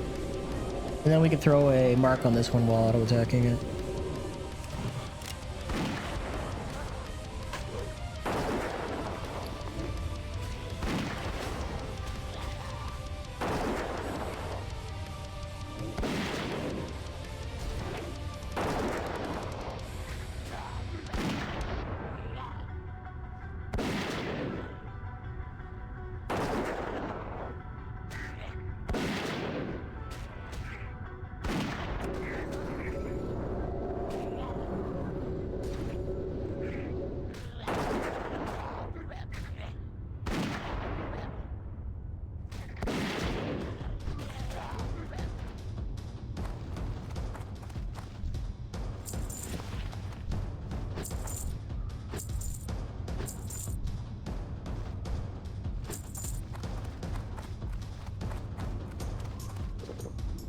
Oh, there's the big man himself.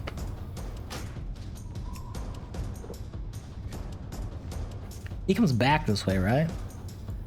Glutton, how far do you go, bud? How far do you go? Maybe I pull these patrols here while I wait.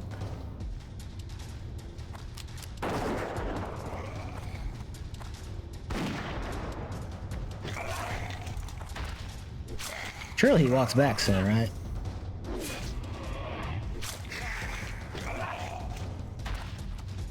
We'll just wait a second, because I don't want to have to start like this fight here and then Glutton comes back at that time. That'd be weird. Kind of need to go to bed. Okay, he's coming back now. I need to go to the bathroom. Ooh, killed by the Eye Cthulhu. All right, here we go. Glutton himself. We'll open with a scorpion sting on him.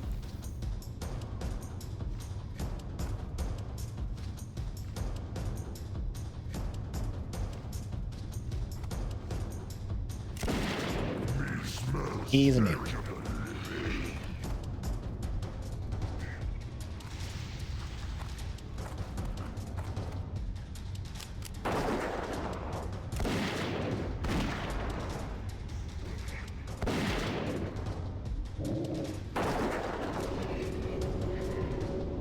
Get him, Dragonling.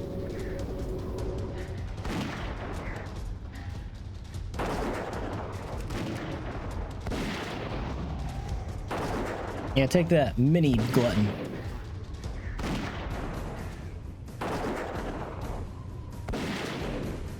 We'll wait till this is up, we'll redo it, and then we'll hit our men pet.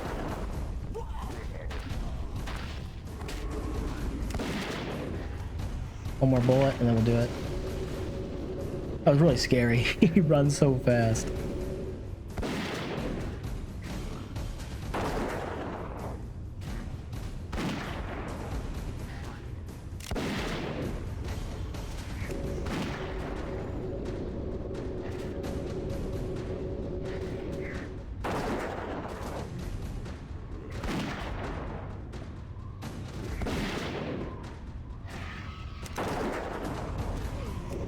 Alright, we'll do another heal here because he's about to get hungry again, I think.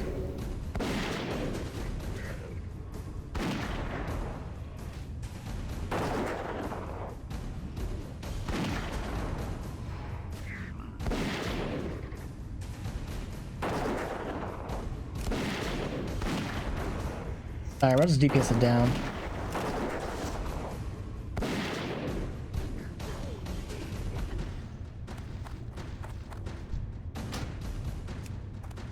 And do we get the shoulders? We got the shoulders. Those are actually pretty nice shoulders. I might wear those over my other ones.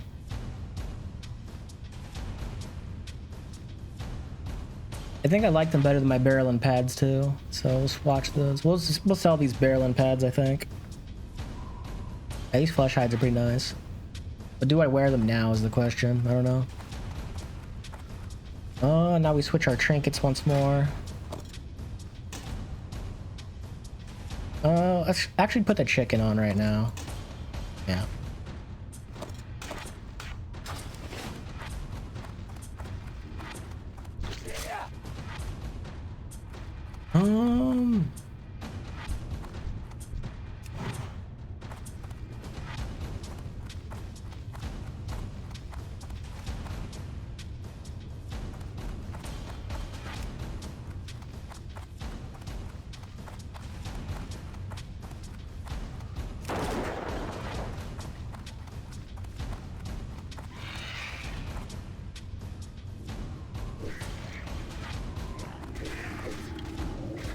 There we go.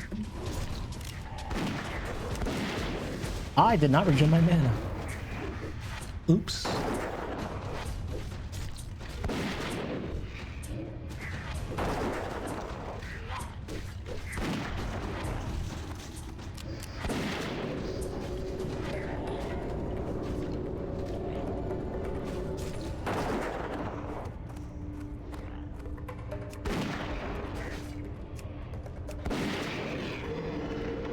Excellent, okay.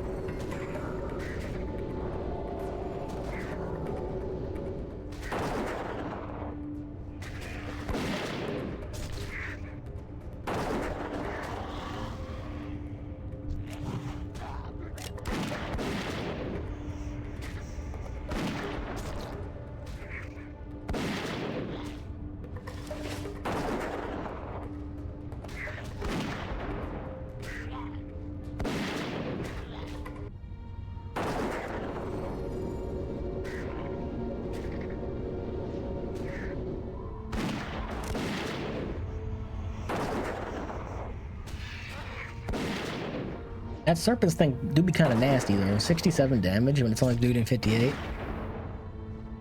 If I can get a full set of just plus damage and healing gear, I'd be happy. Delicious cave mold. Not just any cave mold. It is delicious. Can I, sir? Sir? Thank you.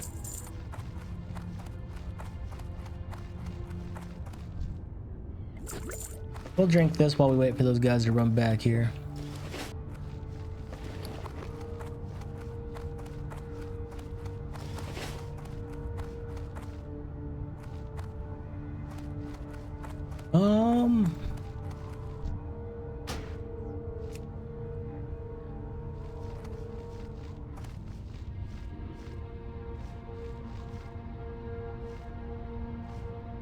Just waiting on this patrol to get past here.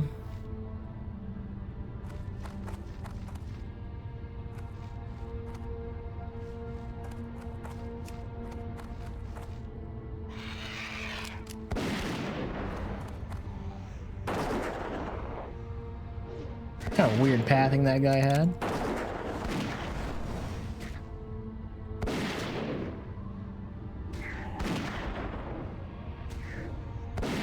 I forgot to put my mark on it. I guess it's too late now, whatever.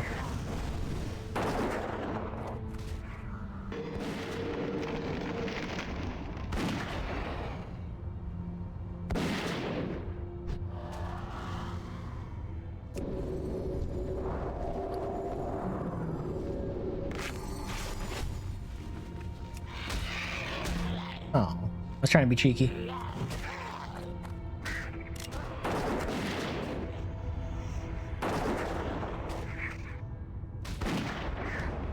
All right. I really hope this thing is killed by video. No. Because I know you could spoof the death log a little bit, and I want to see somebody be clever like that, where it's like, you know, video killed the radio star.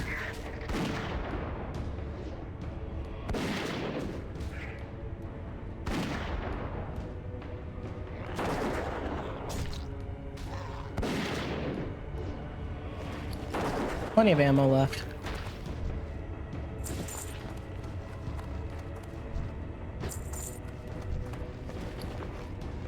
I have it right here, I forgot. Where did that group go? Wasn't there a group where it was a skeleton and a freezing soul? Whatever.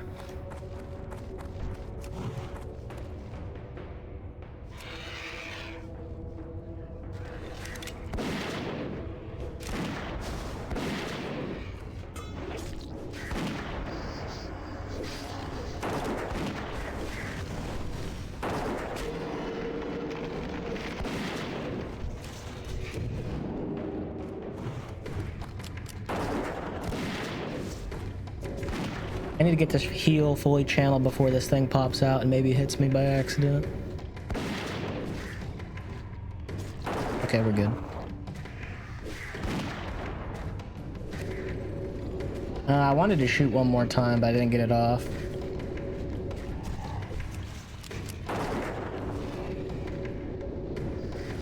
I don't know why I'm looking behind me. I do have undead tracked.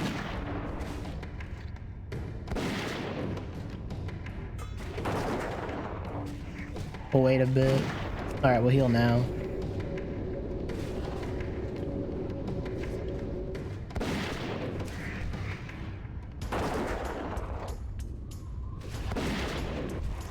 Okay, there we go.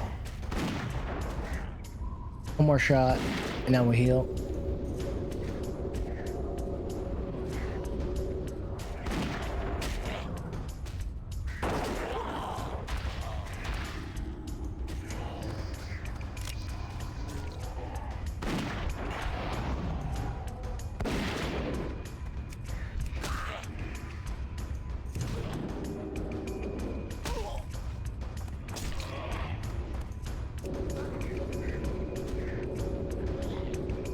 Okay, we got it off.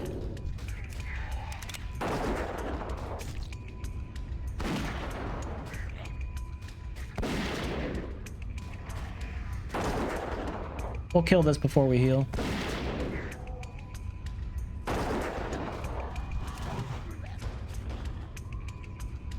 We'll let our pet get one more growl off. There we go.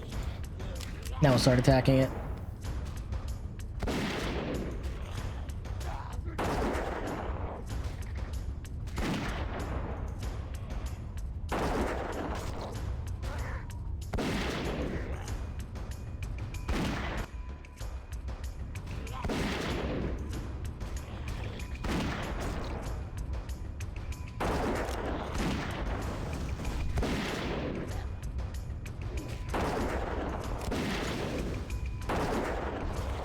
Okay, there we go. Citrine.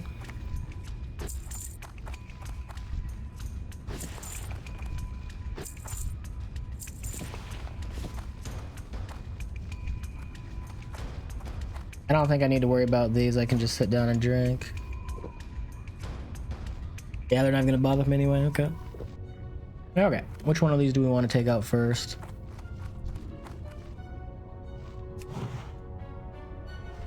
Probably this one.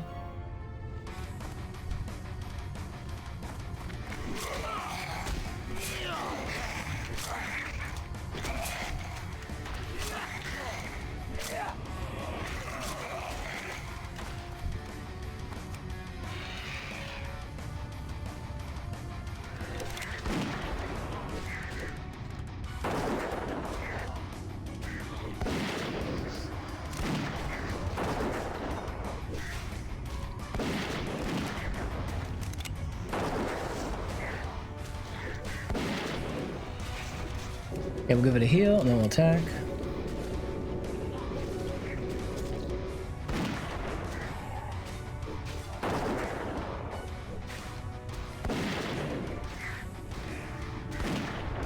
We'll give this one. I'll give it a heal.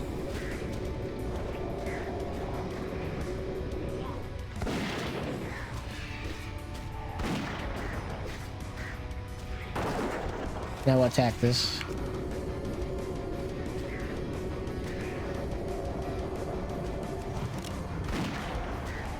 We'll get one more heal.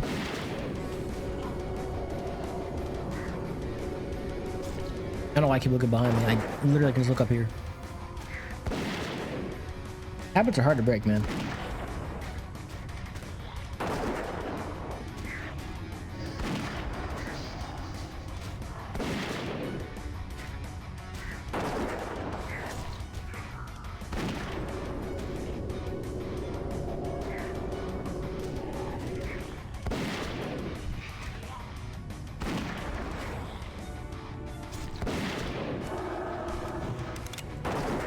Alright, one last heal, and then we'll just auto attack from here.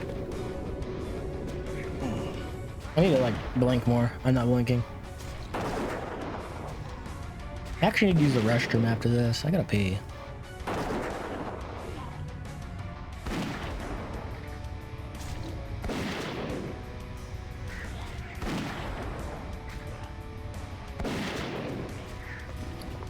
My bags are full too. What do we toss?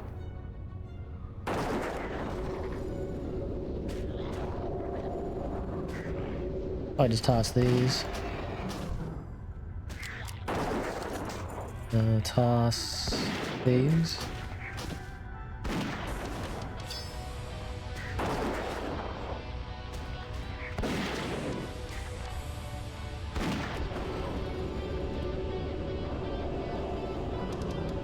Alright, we'll loot these and I gotta go use the restroom.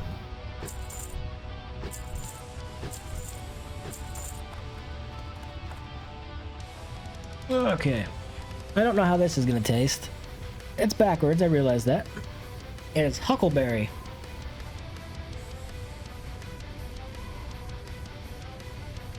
Okay, I tried to put that away as quietly as I could inside there. We're gonna put a few napkins under it. There we go. Alright, we're back, Stab rat. Okay.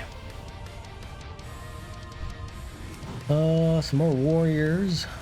Drop a Q. Shoot the roach.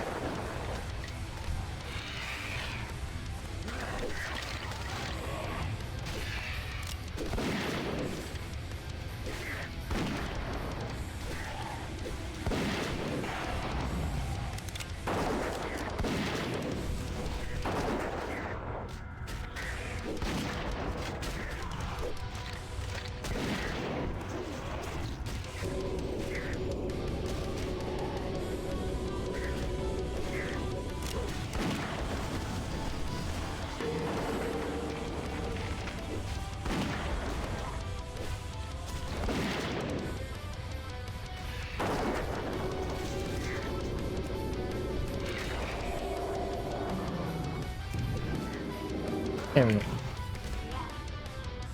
Wiggle for a second here.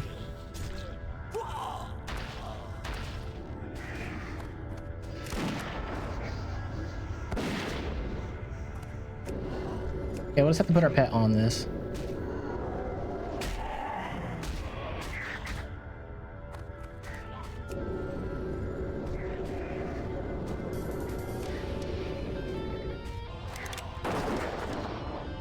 Well, I've already made my decision to attack this thing, so I'm gonna keep attacking it.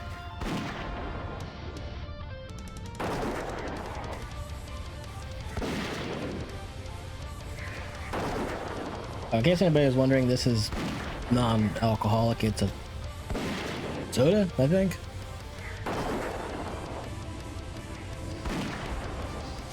Kind of tasty, actually. Got a lot of sugar in it, though. I mean, what doesn't have a lot of sugar? But let's see. It's got how much sugar does this have?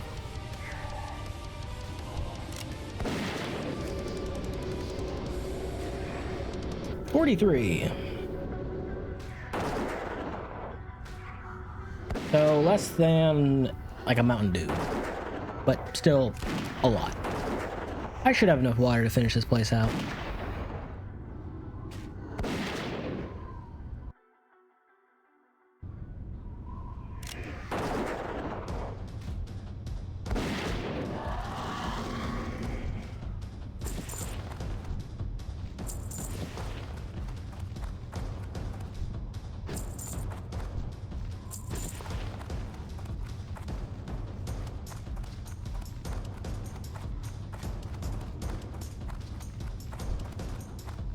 We got the rare.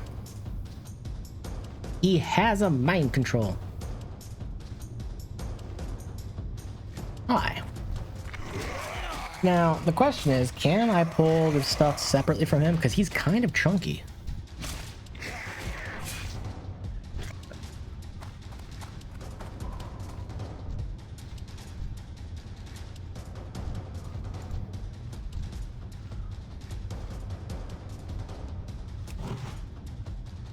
We're gonna do this. I might have to pop a chicken here.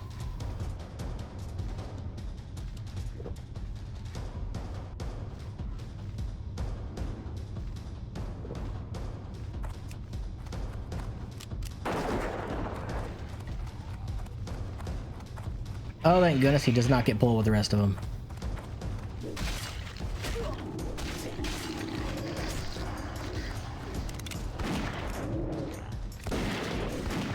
Well, my trap's over there, unfortunately.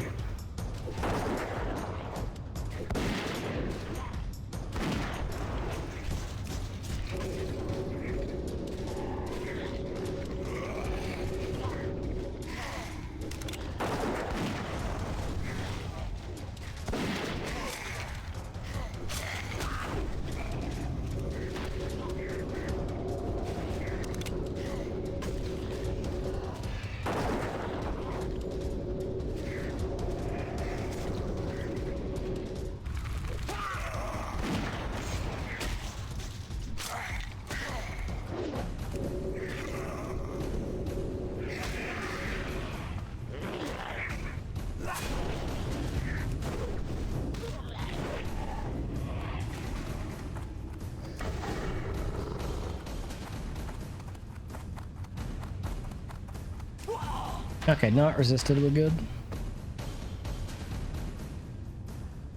Our pet lasted a lot longer than I expected.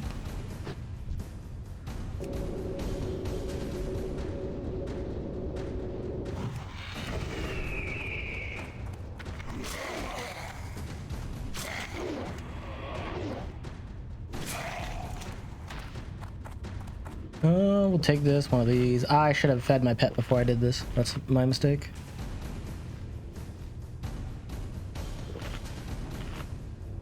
That's like overly sweet. This Americana huckleberry I'm drinking. Overly sweet. Well, we killed 2 of the non-elites that did the sunder on our pet, so we should be pretty okay after that.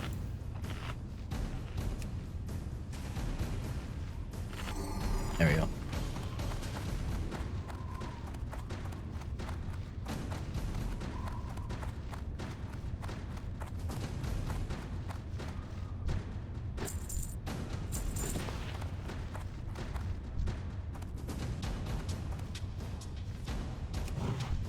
It needs to get another food.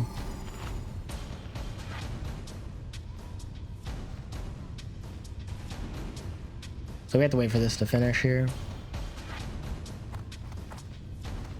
I guess I just fight this boss where he stands and then... I gotta figure out a spot I can line of sight his MC.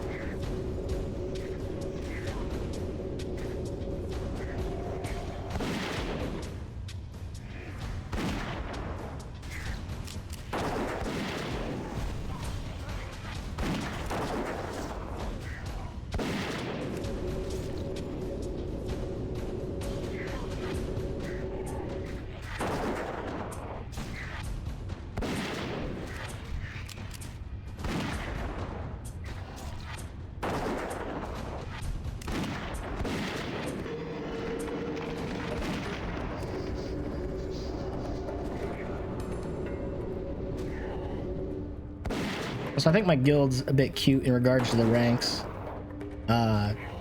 Basically, the more... I don't want to say it. The higher level you become, the more adventurer rank you get. Like if you're in a fantasy novel setting. It's like when you first start out, you're like an E rank or something. When you get to level 20, you become a D rank. When you get to level 30, you become a C rank. When you're 40, you become a B rank. 50 is A rank, and then 60 is S rank. So, I think it's cute.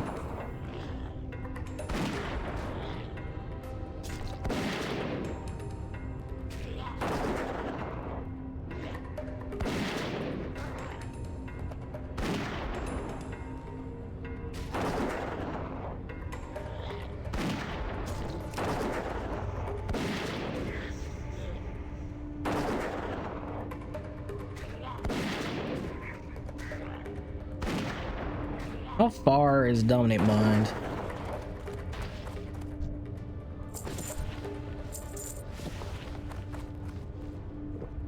Oh, we gotta find out. Okay, where can I stand that's line of sight from this dang thing? You know, like, line of sight it here?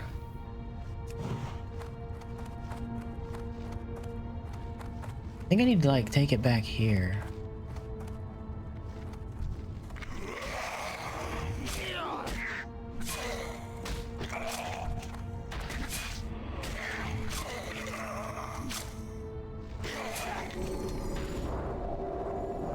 There we go.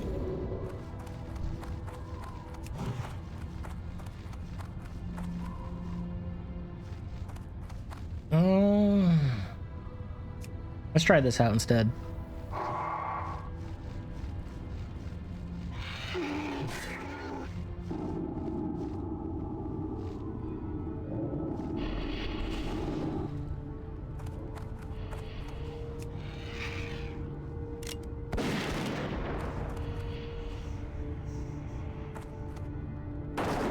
Okay, good.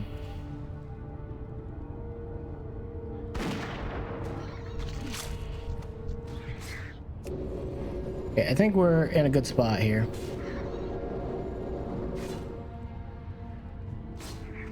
Alternatively, I drain his mana. Hey, Jaeger, how's it going?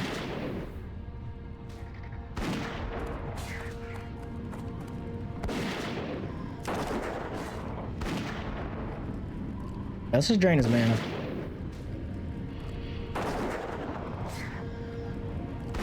That's right, mind control me now. Ain't got no mana.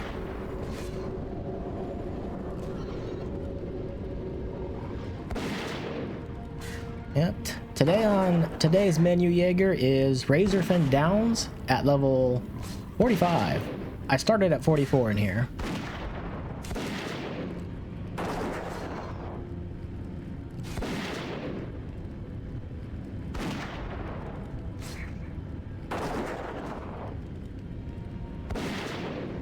Hopefully our pet levels off this fight. That would be pretty sick. Yeah, I need 6,000. Trying to make sure it's level 45 before the Amnennar the Coldbringer fight at the end, who is 41.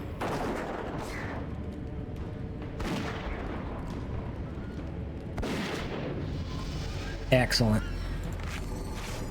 Oh, he leveled. I didn't need a bandage. We got the Boar Champion's belt.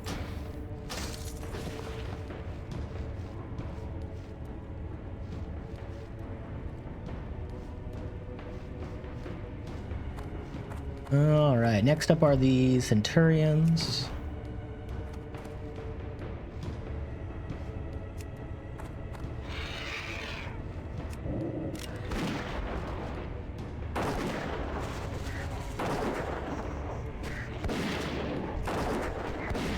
Oops.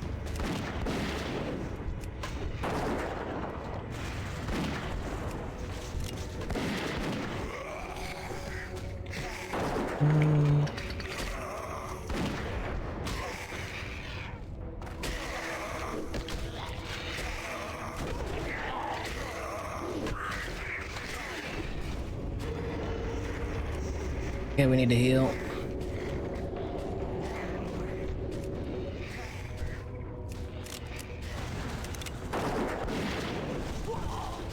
Feign death, heal our pet.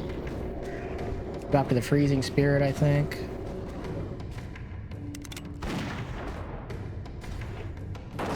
Get in range of this so I can see its aggro threat meter. Okay, now we heal.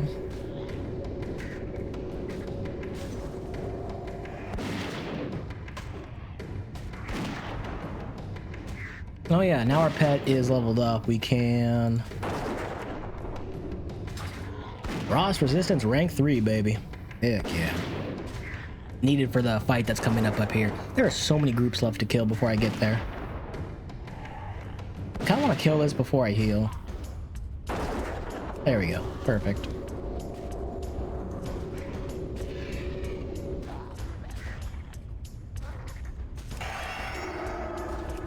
That group I marked, I don't know how long ago, is just now coming towards me.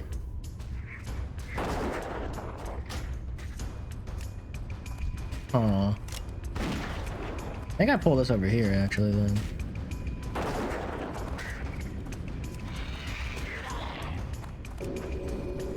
Okay, they go back.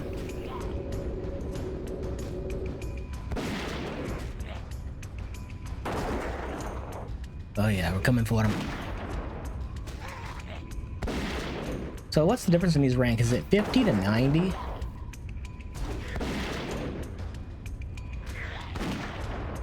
$30, $60, $90. Okay, so we gained a lot of resistance.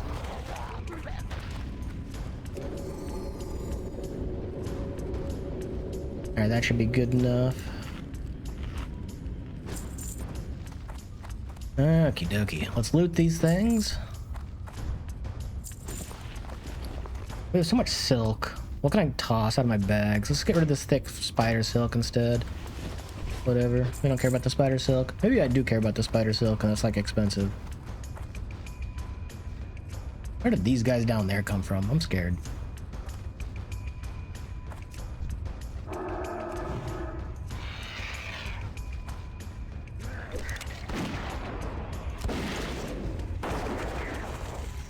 I have made a mistake.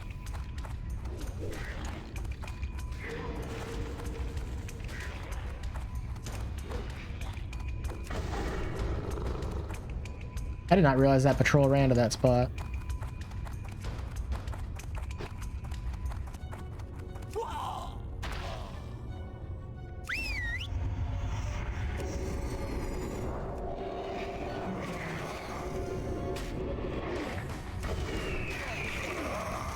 That's okay.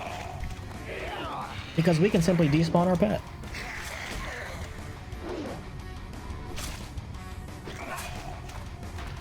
Isn't that nice?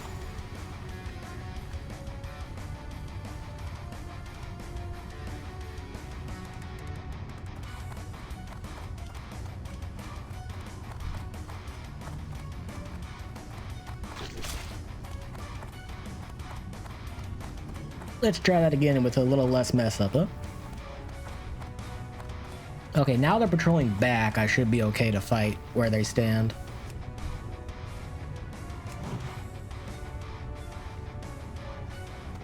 Hate everything about what just happened. My trap. My trap. Alright, let's try this again.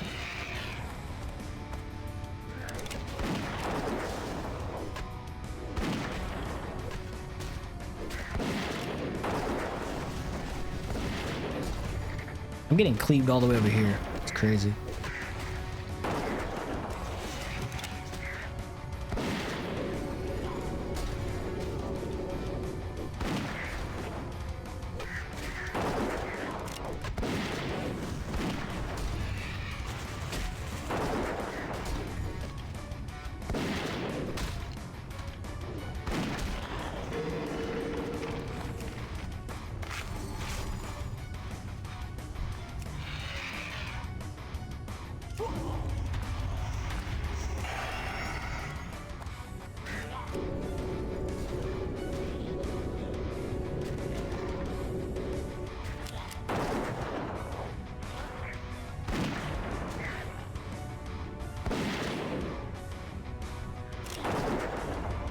One more bullet. Let me heal.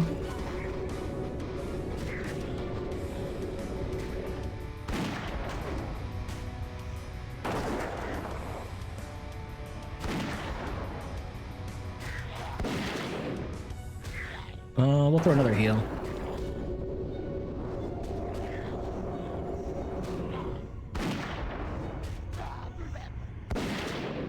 What does this do? Chance to hit reduced by 10? It's kind of gross, honestly.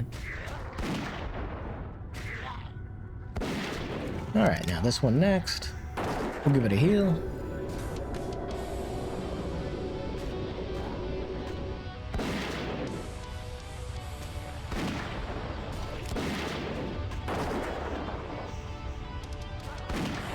Like, I'm still doing 140 damage a shot, and I'm wearing mostly healing gear.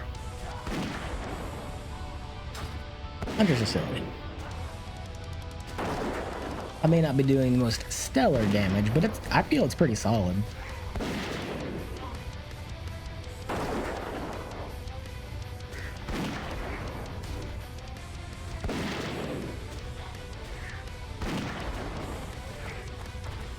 There we go. Okay, that patrol's coming back. I'm gonna take this mana we just got, and then we're gonna wait for that patrol to come.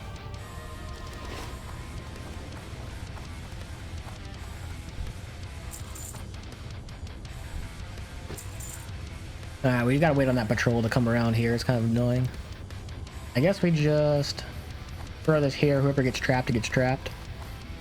I want to stand on the edge, but there's all these dudes down here. It's making me paranoid.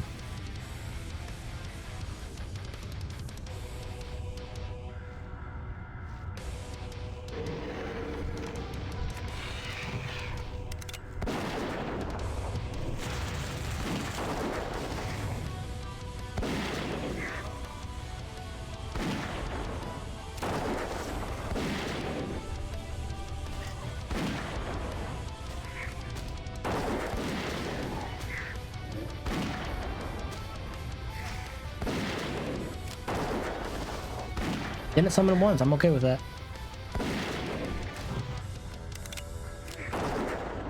There we go.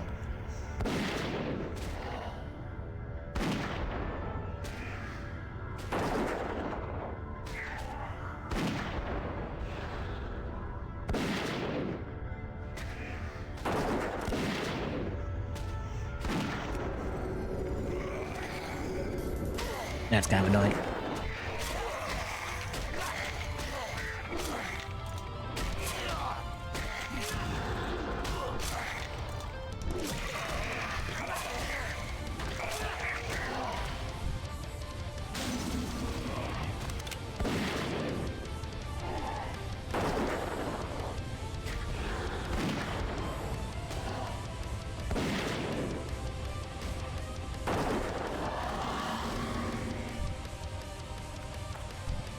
There we go. There we go. We'll just do a little bit of bandage action here.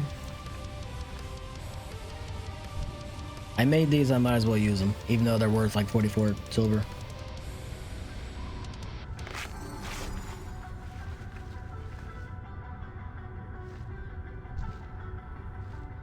All right.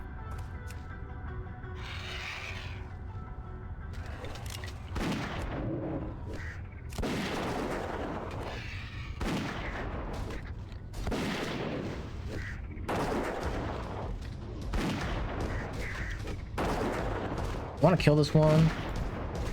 There we go. Now we throw the heal.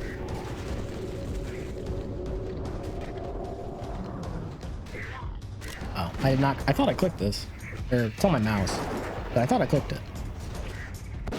I need to throw a heal.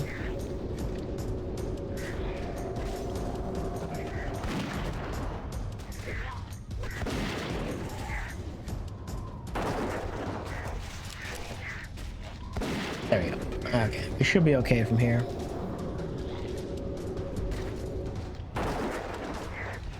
Our trap's about to go away.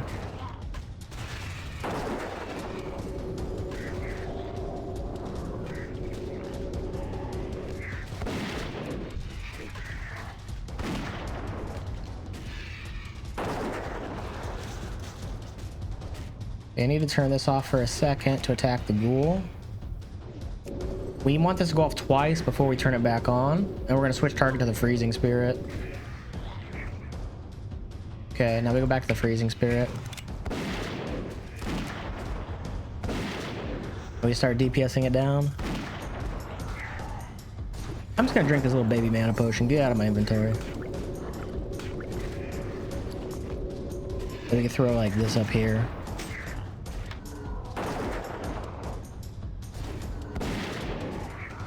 And then while that's happening in the background, we organize our bags because I can. Hunter privilege.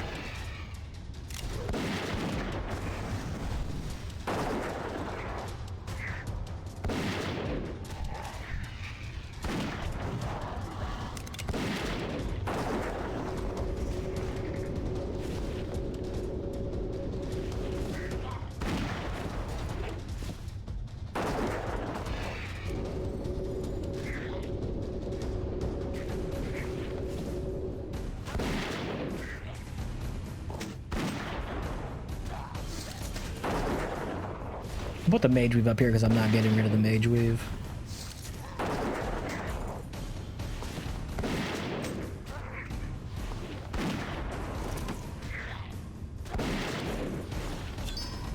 There we go.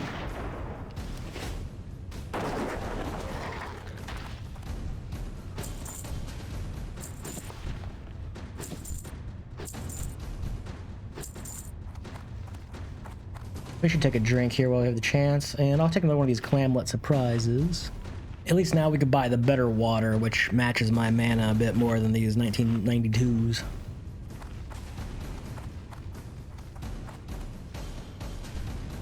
I don't see any cockroaches, so we're good to start whacking away.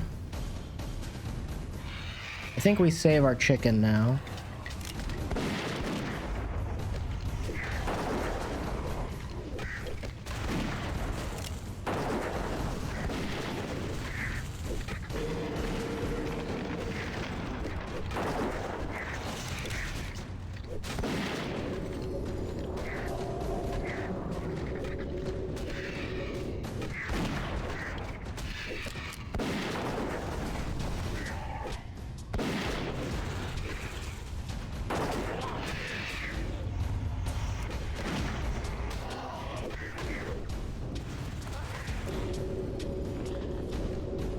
I don't know why that didn't work. I must have been turning my camera at the same time I did that.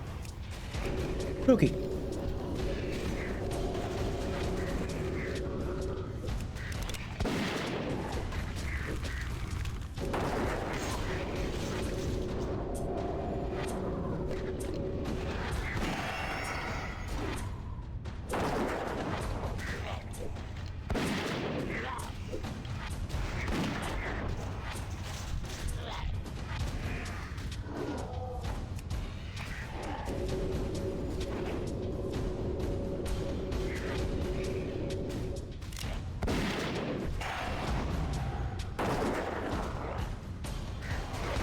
All right. Well, at least our person got on them.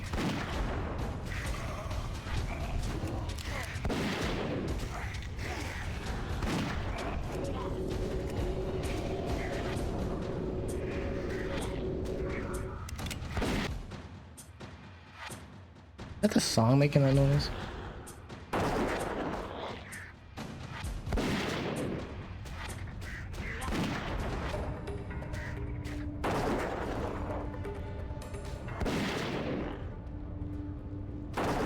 There we go.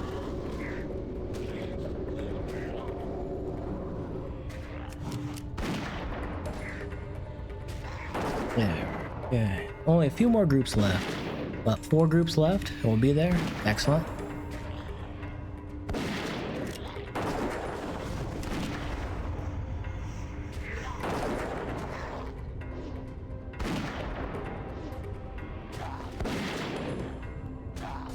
I need to turn this quest in. I just forget I have this.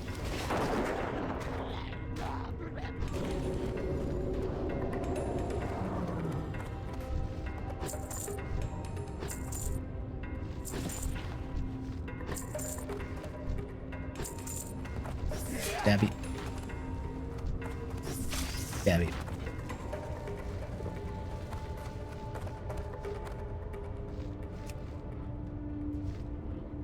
Okay, no patrols that I see.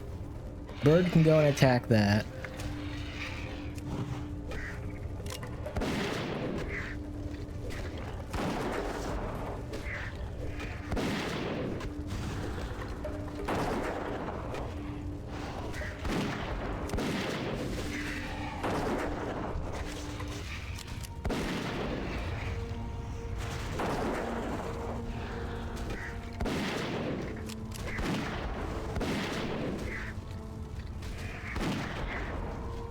One more bullet. There we go. Then we'll get the bone flare going. Okay, and then we'll attack this freezing spirit.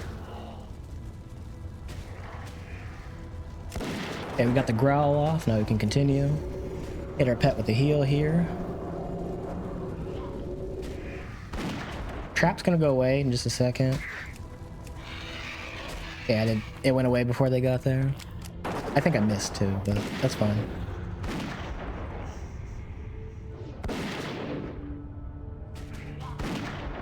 How's our ammo looking? Plenty.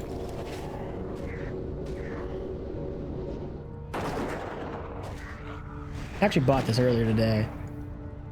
Sell price 187. What the? Oh, I know why it says that. So there's a bug in the vendor, I think the add-on's called. It counts like each of these bullets individually as 2 silver, I'm pretty sure. So not the full stack, but it counts each individual bullet.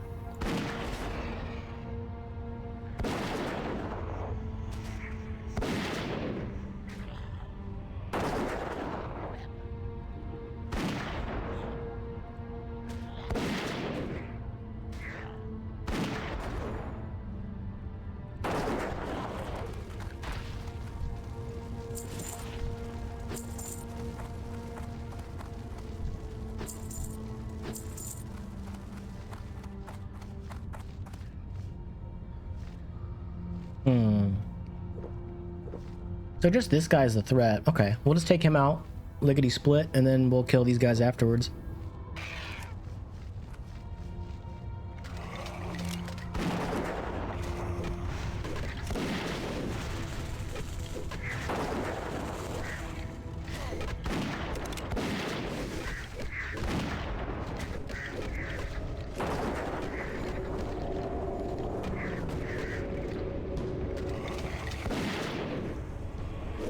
Why'd they reset?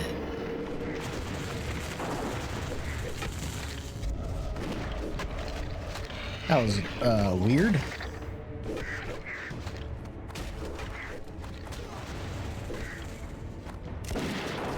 Yeah, these keep resetting. What the heck?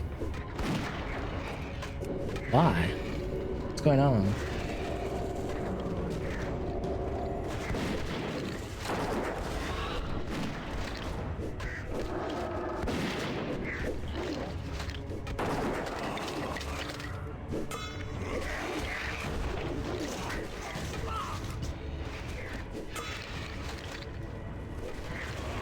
so strange. Why is it doing that?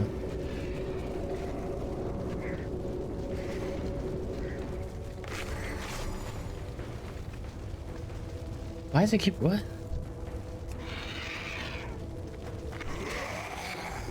It's so weird.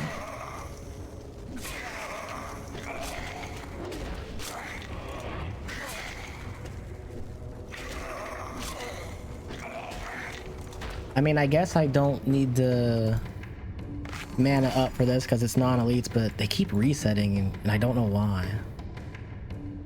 Is there a cockroach or something I aggroed and it's evade bugging the cockroach and it's doing that? No, these are just like bugging out. I guess I just hurry up and take them out.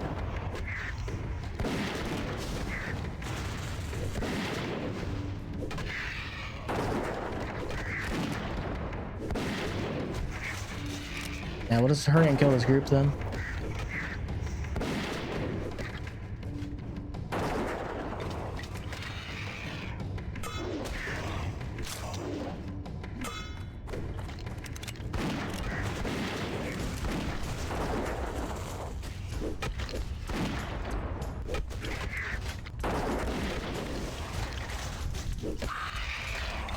See, I just tried to evade right there. Why?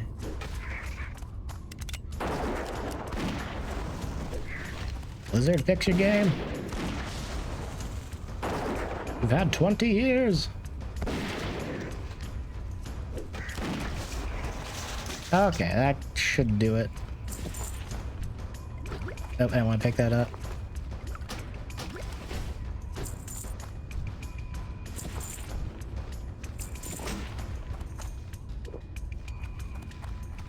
Alright, 2 groups left and then the boss.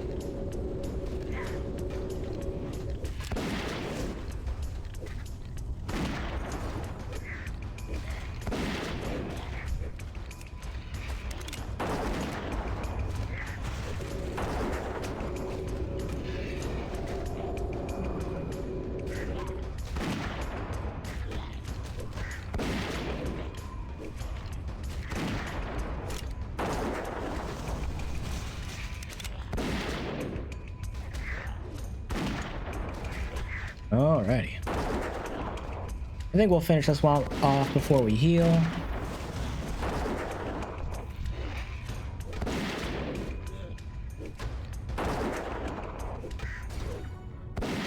There we go.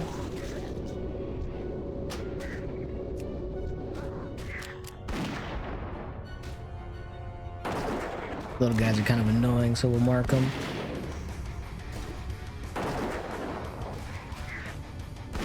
We'll throw out a heal here.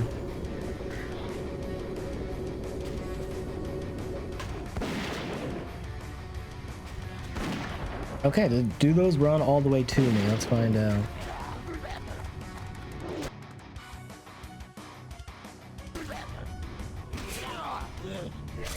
They do not. Okay, they stop, so I don't need to mark them.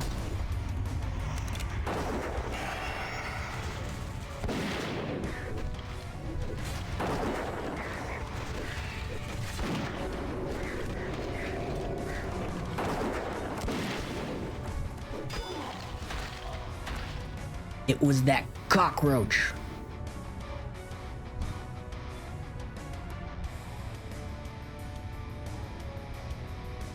Where is that cockroach? Where's the little bugger at?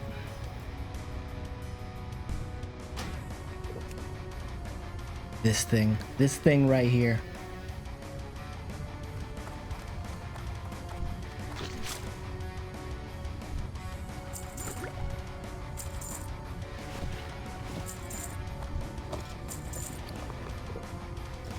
Now this thing is evade bugged, so I can't actually hurt it.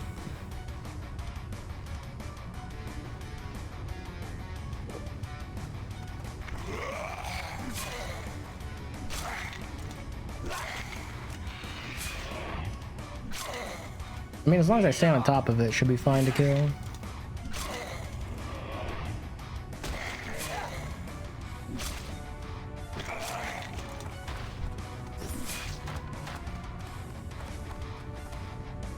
I am checking for cockroaches so they don't aggro the boss, because he teleports you to him.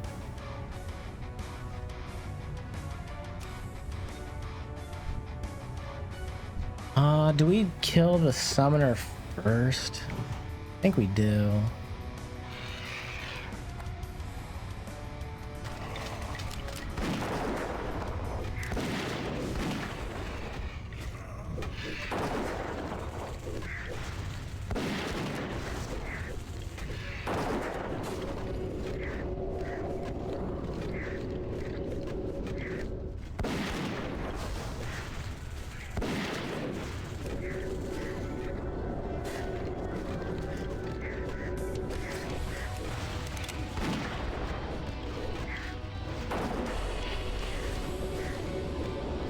I needed to wait that long so I can get the uh-oh.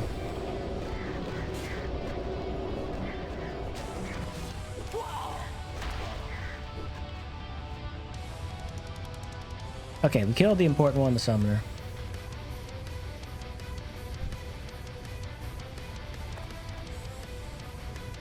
We can wait just a second for mana. 762. Can't wait till I get the new rank of water and be poor. I only have like 8 gold. Oh, I still don't have my mount.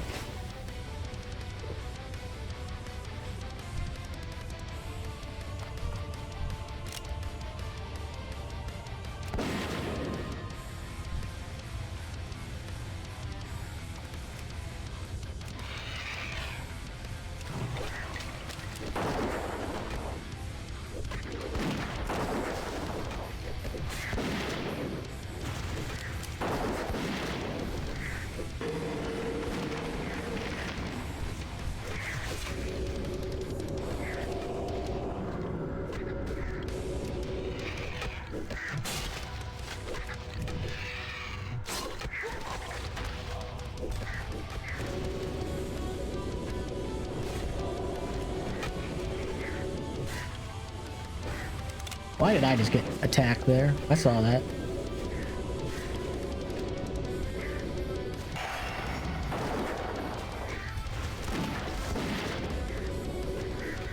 Oops.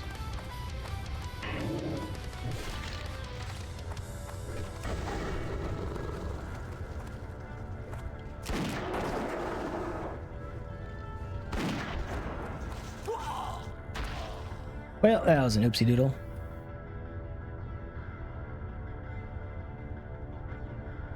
Is it dead? It's dead, okay. I don't think we need any of this. Might as well take the gyro.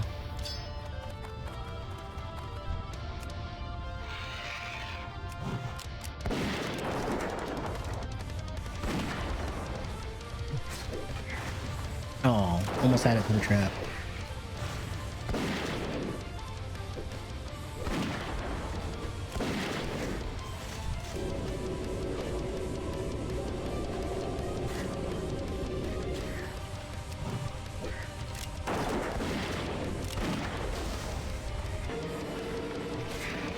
Why is our bird not attacking this one? That's weird.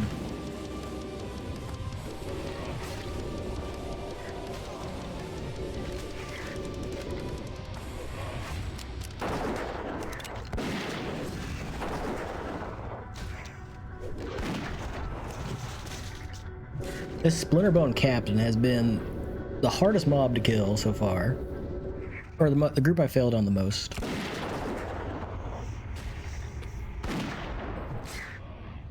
No warning, stretch.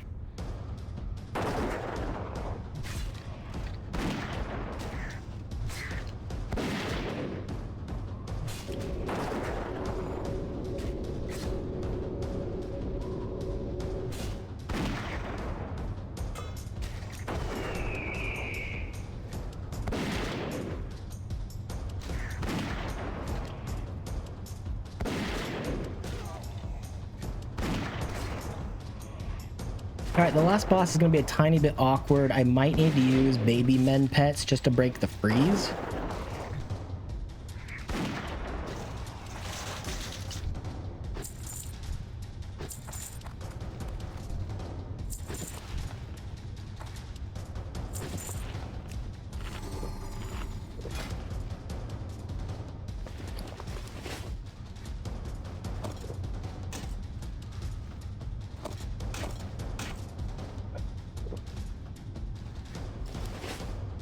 All right, here we go.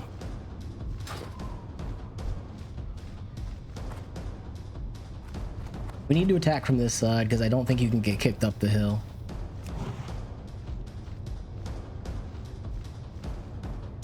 Okay.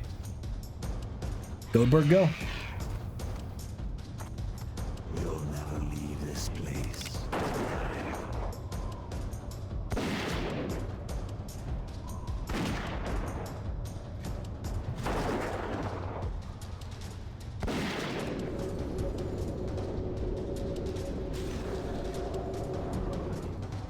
I think I need to make my pet get some more threat here. We're gonna turn off Screech actually for a second.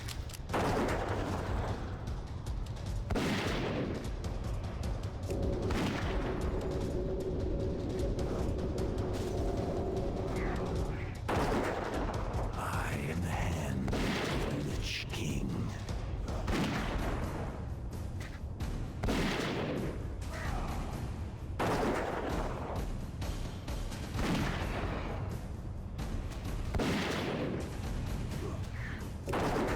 Okay. My servants. Dragonling, go.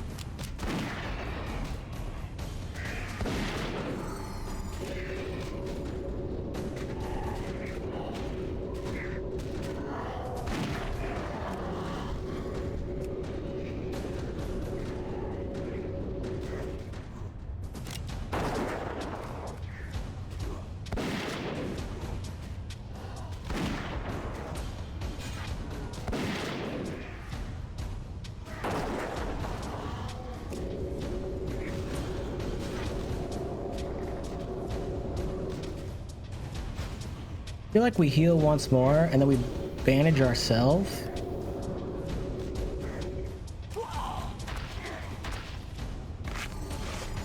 In preparation for what's coming next.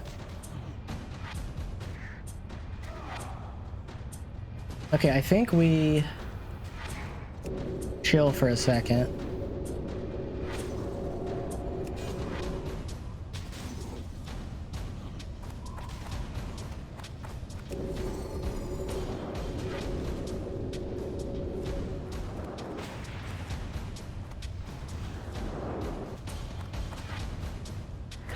Spirits. Okay, here we go. And your master.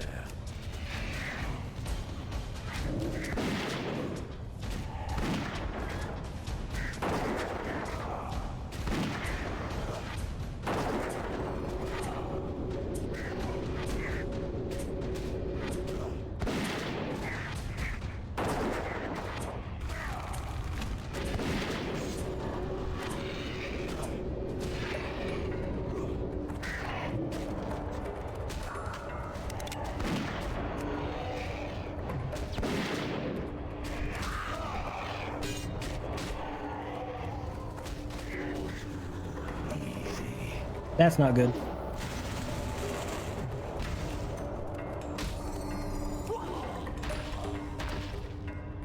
Okay, We got close. I used both my trinkets though. Ooh. I waited a bit too. I had just not enough mana. I should have casted the lower rank of this one. We got him to 30%. I just got him to 30% a bit too quick. Is my problem. I think we'll just use a bandage for now. Alright, let's try again. Let's give our pet a bandage here.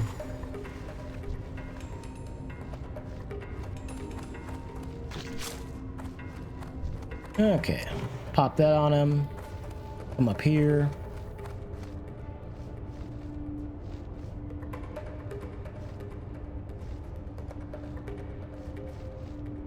Just waiting a few seconds for our potion.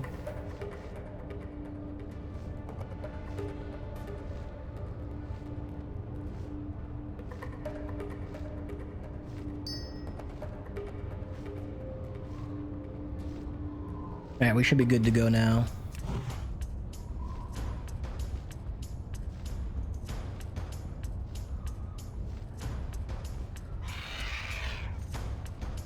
You'll never leave this place alive. And we're gonna let our pet solo it for a little bit.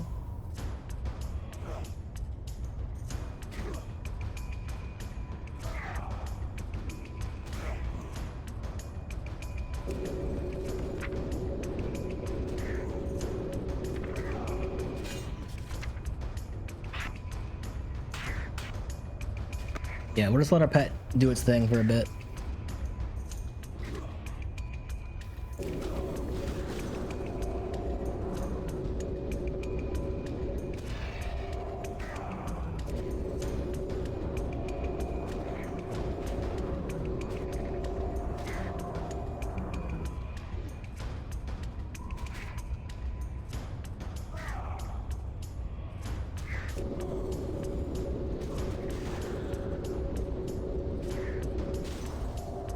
Okay, our pet should have plenty of threat by now. I wanted it to have as much threat as possible before I started any of this. I am the hand of the Lich King. But I don't know if that was a good idea.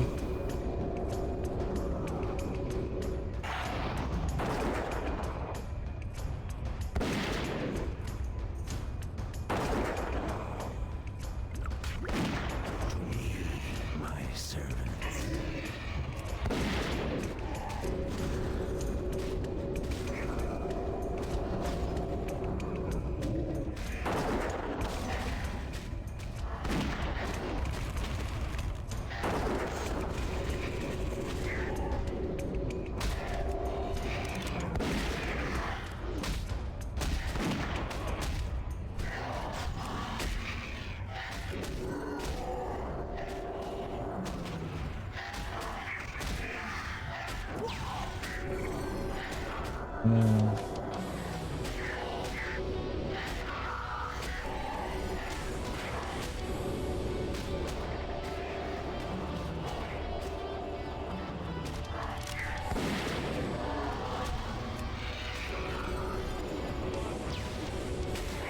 God, those frostbolts are nasty.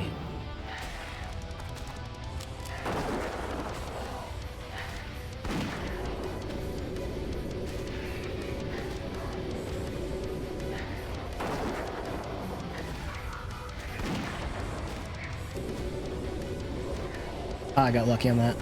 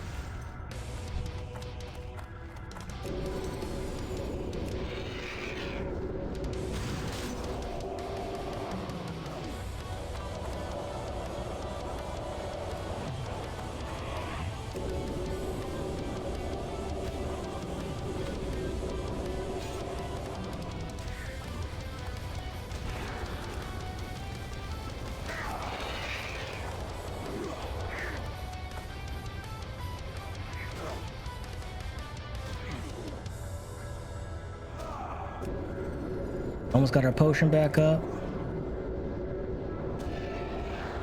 Okay, we've got our dummy back up.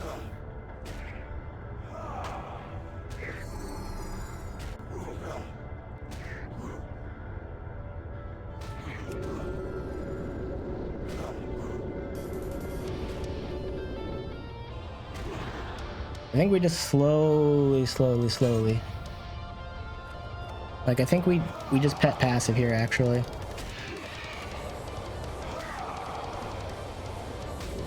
Then we just occasionally growl it, and then we go back to pet passive.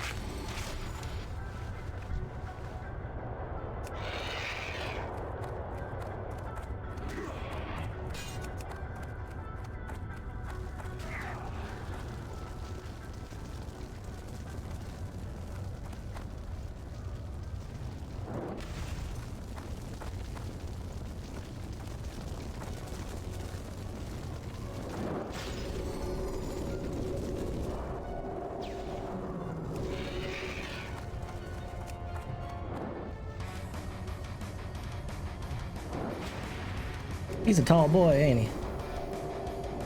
That's fine, he's out of mana soon.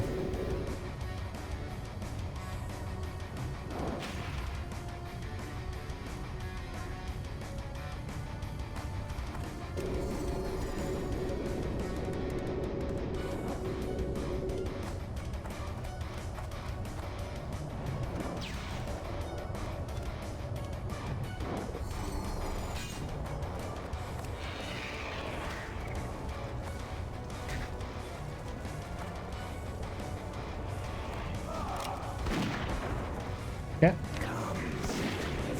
Attend your master.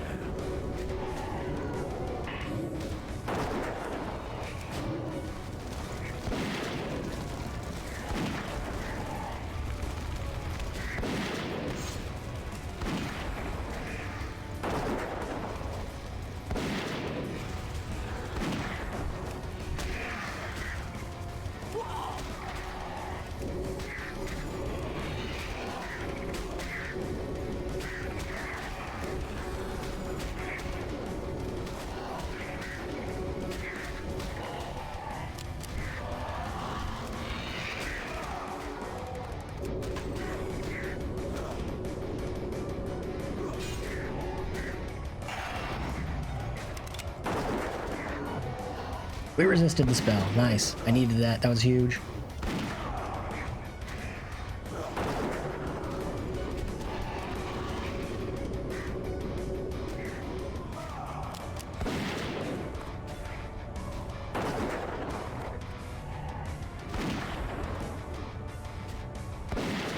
We need to heal, just in case.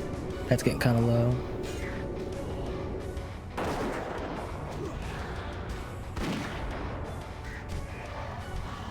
Yep.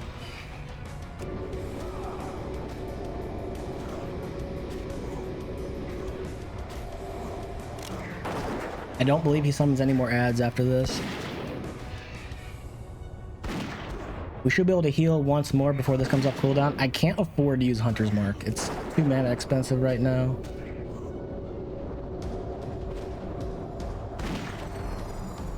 Okay, now we can use it.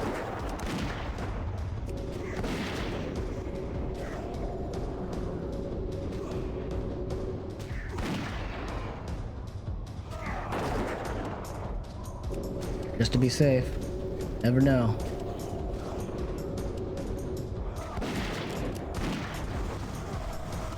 Oh, we did it. I did it.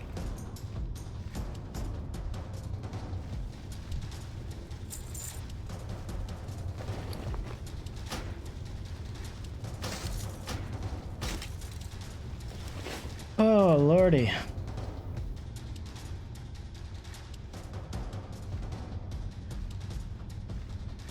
Yeah, healing gear. I even lost my voice. But yeah, healing gear. That's the secret sauce. Gotta love it. Well, next I will try to conquer. Let's see. I'm 45. I kind of want to do Cathedral, but I don't know if I can yet because it's just a lot of health to go through. Maybe by using these potions I can get through it. So I might take another stab at that using these potions. And we have the pets now too. So I might give that another whack tomorrow maybe. And then at 46, maybe we try Zul'Farrak or Uldaman. I need to look up what level stuff in Uldaman is. I don't remember. I want to say Arceus is 48. So we'll look at Uldaman later. Because I would like to get... Where is it? I would really like to get this pole arm. It's a really nice pole arm and I want it. That's all for now. Peace.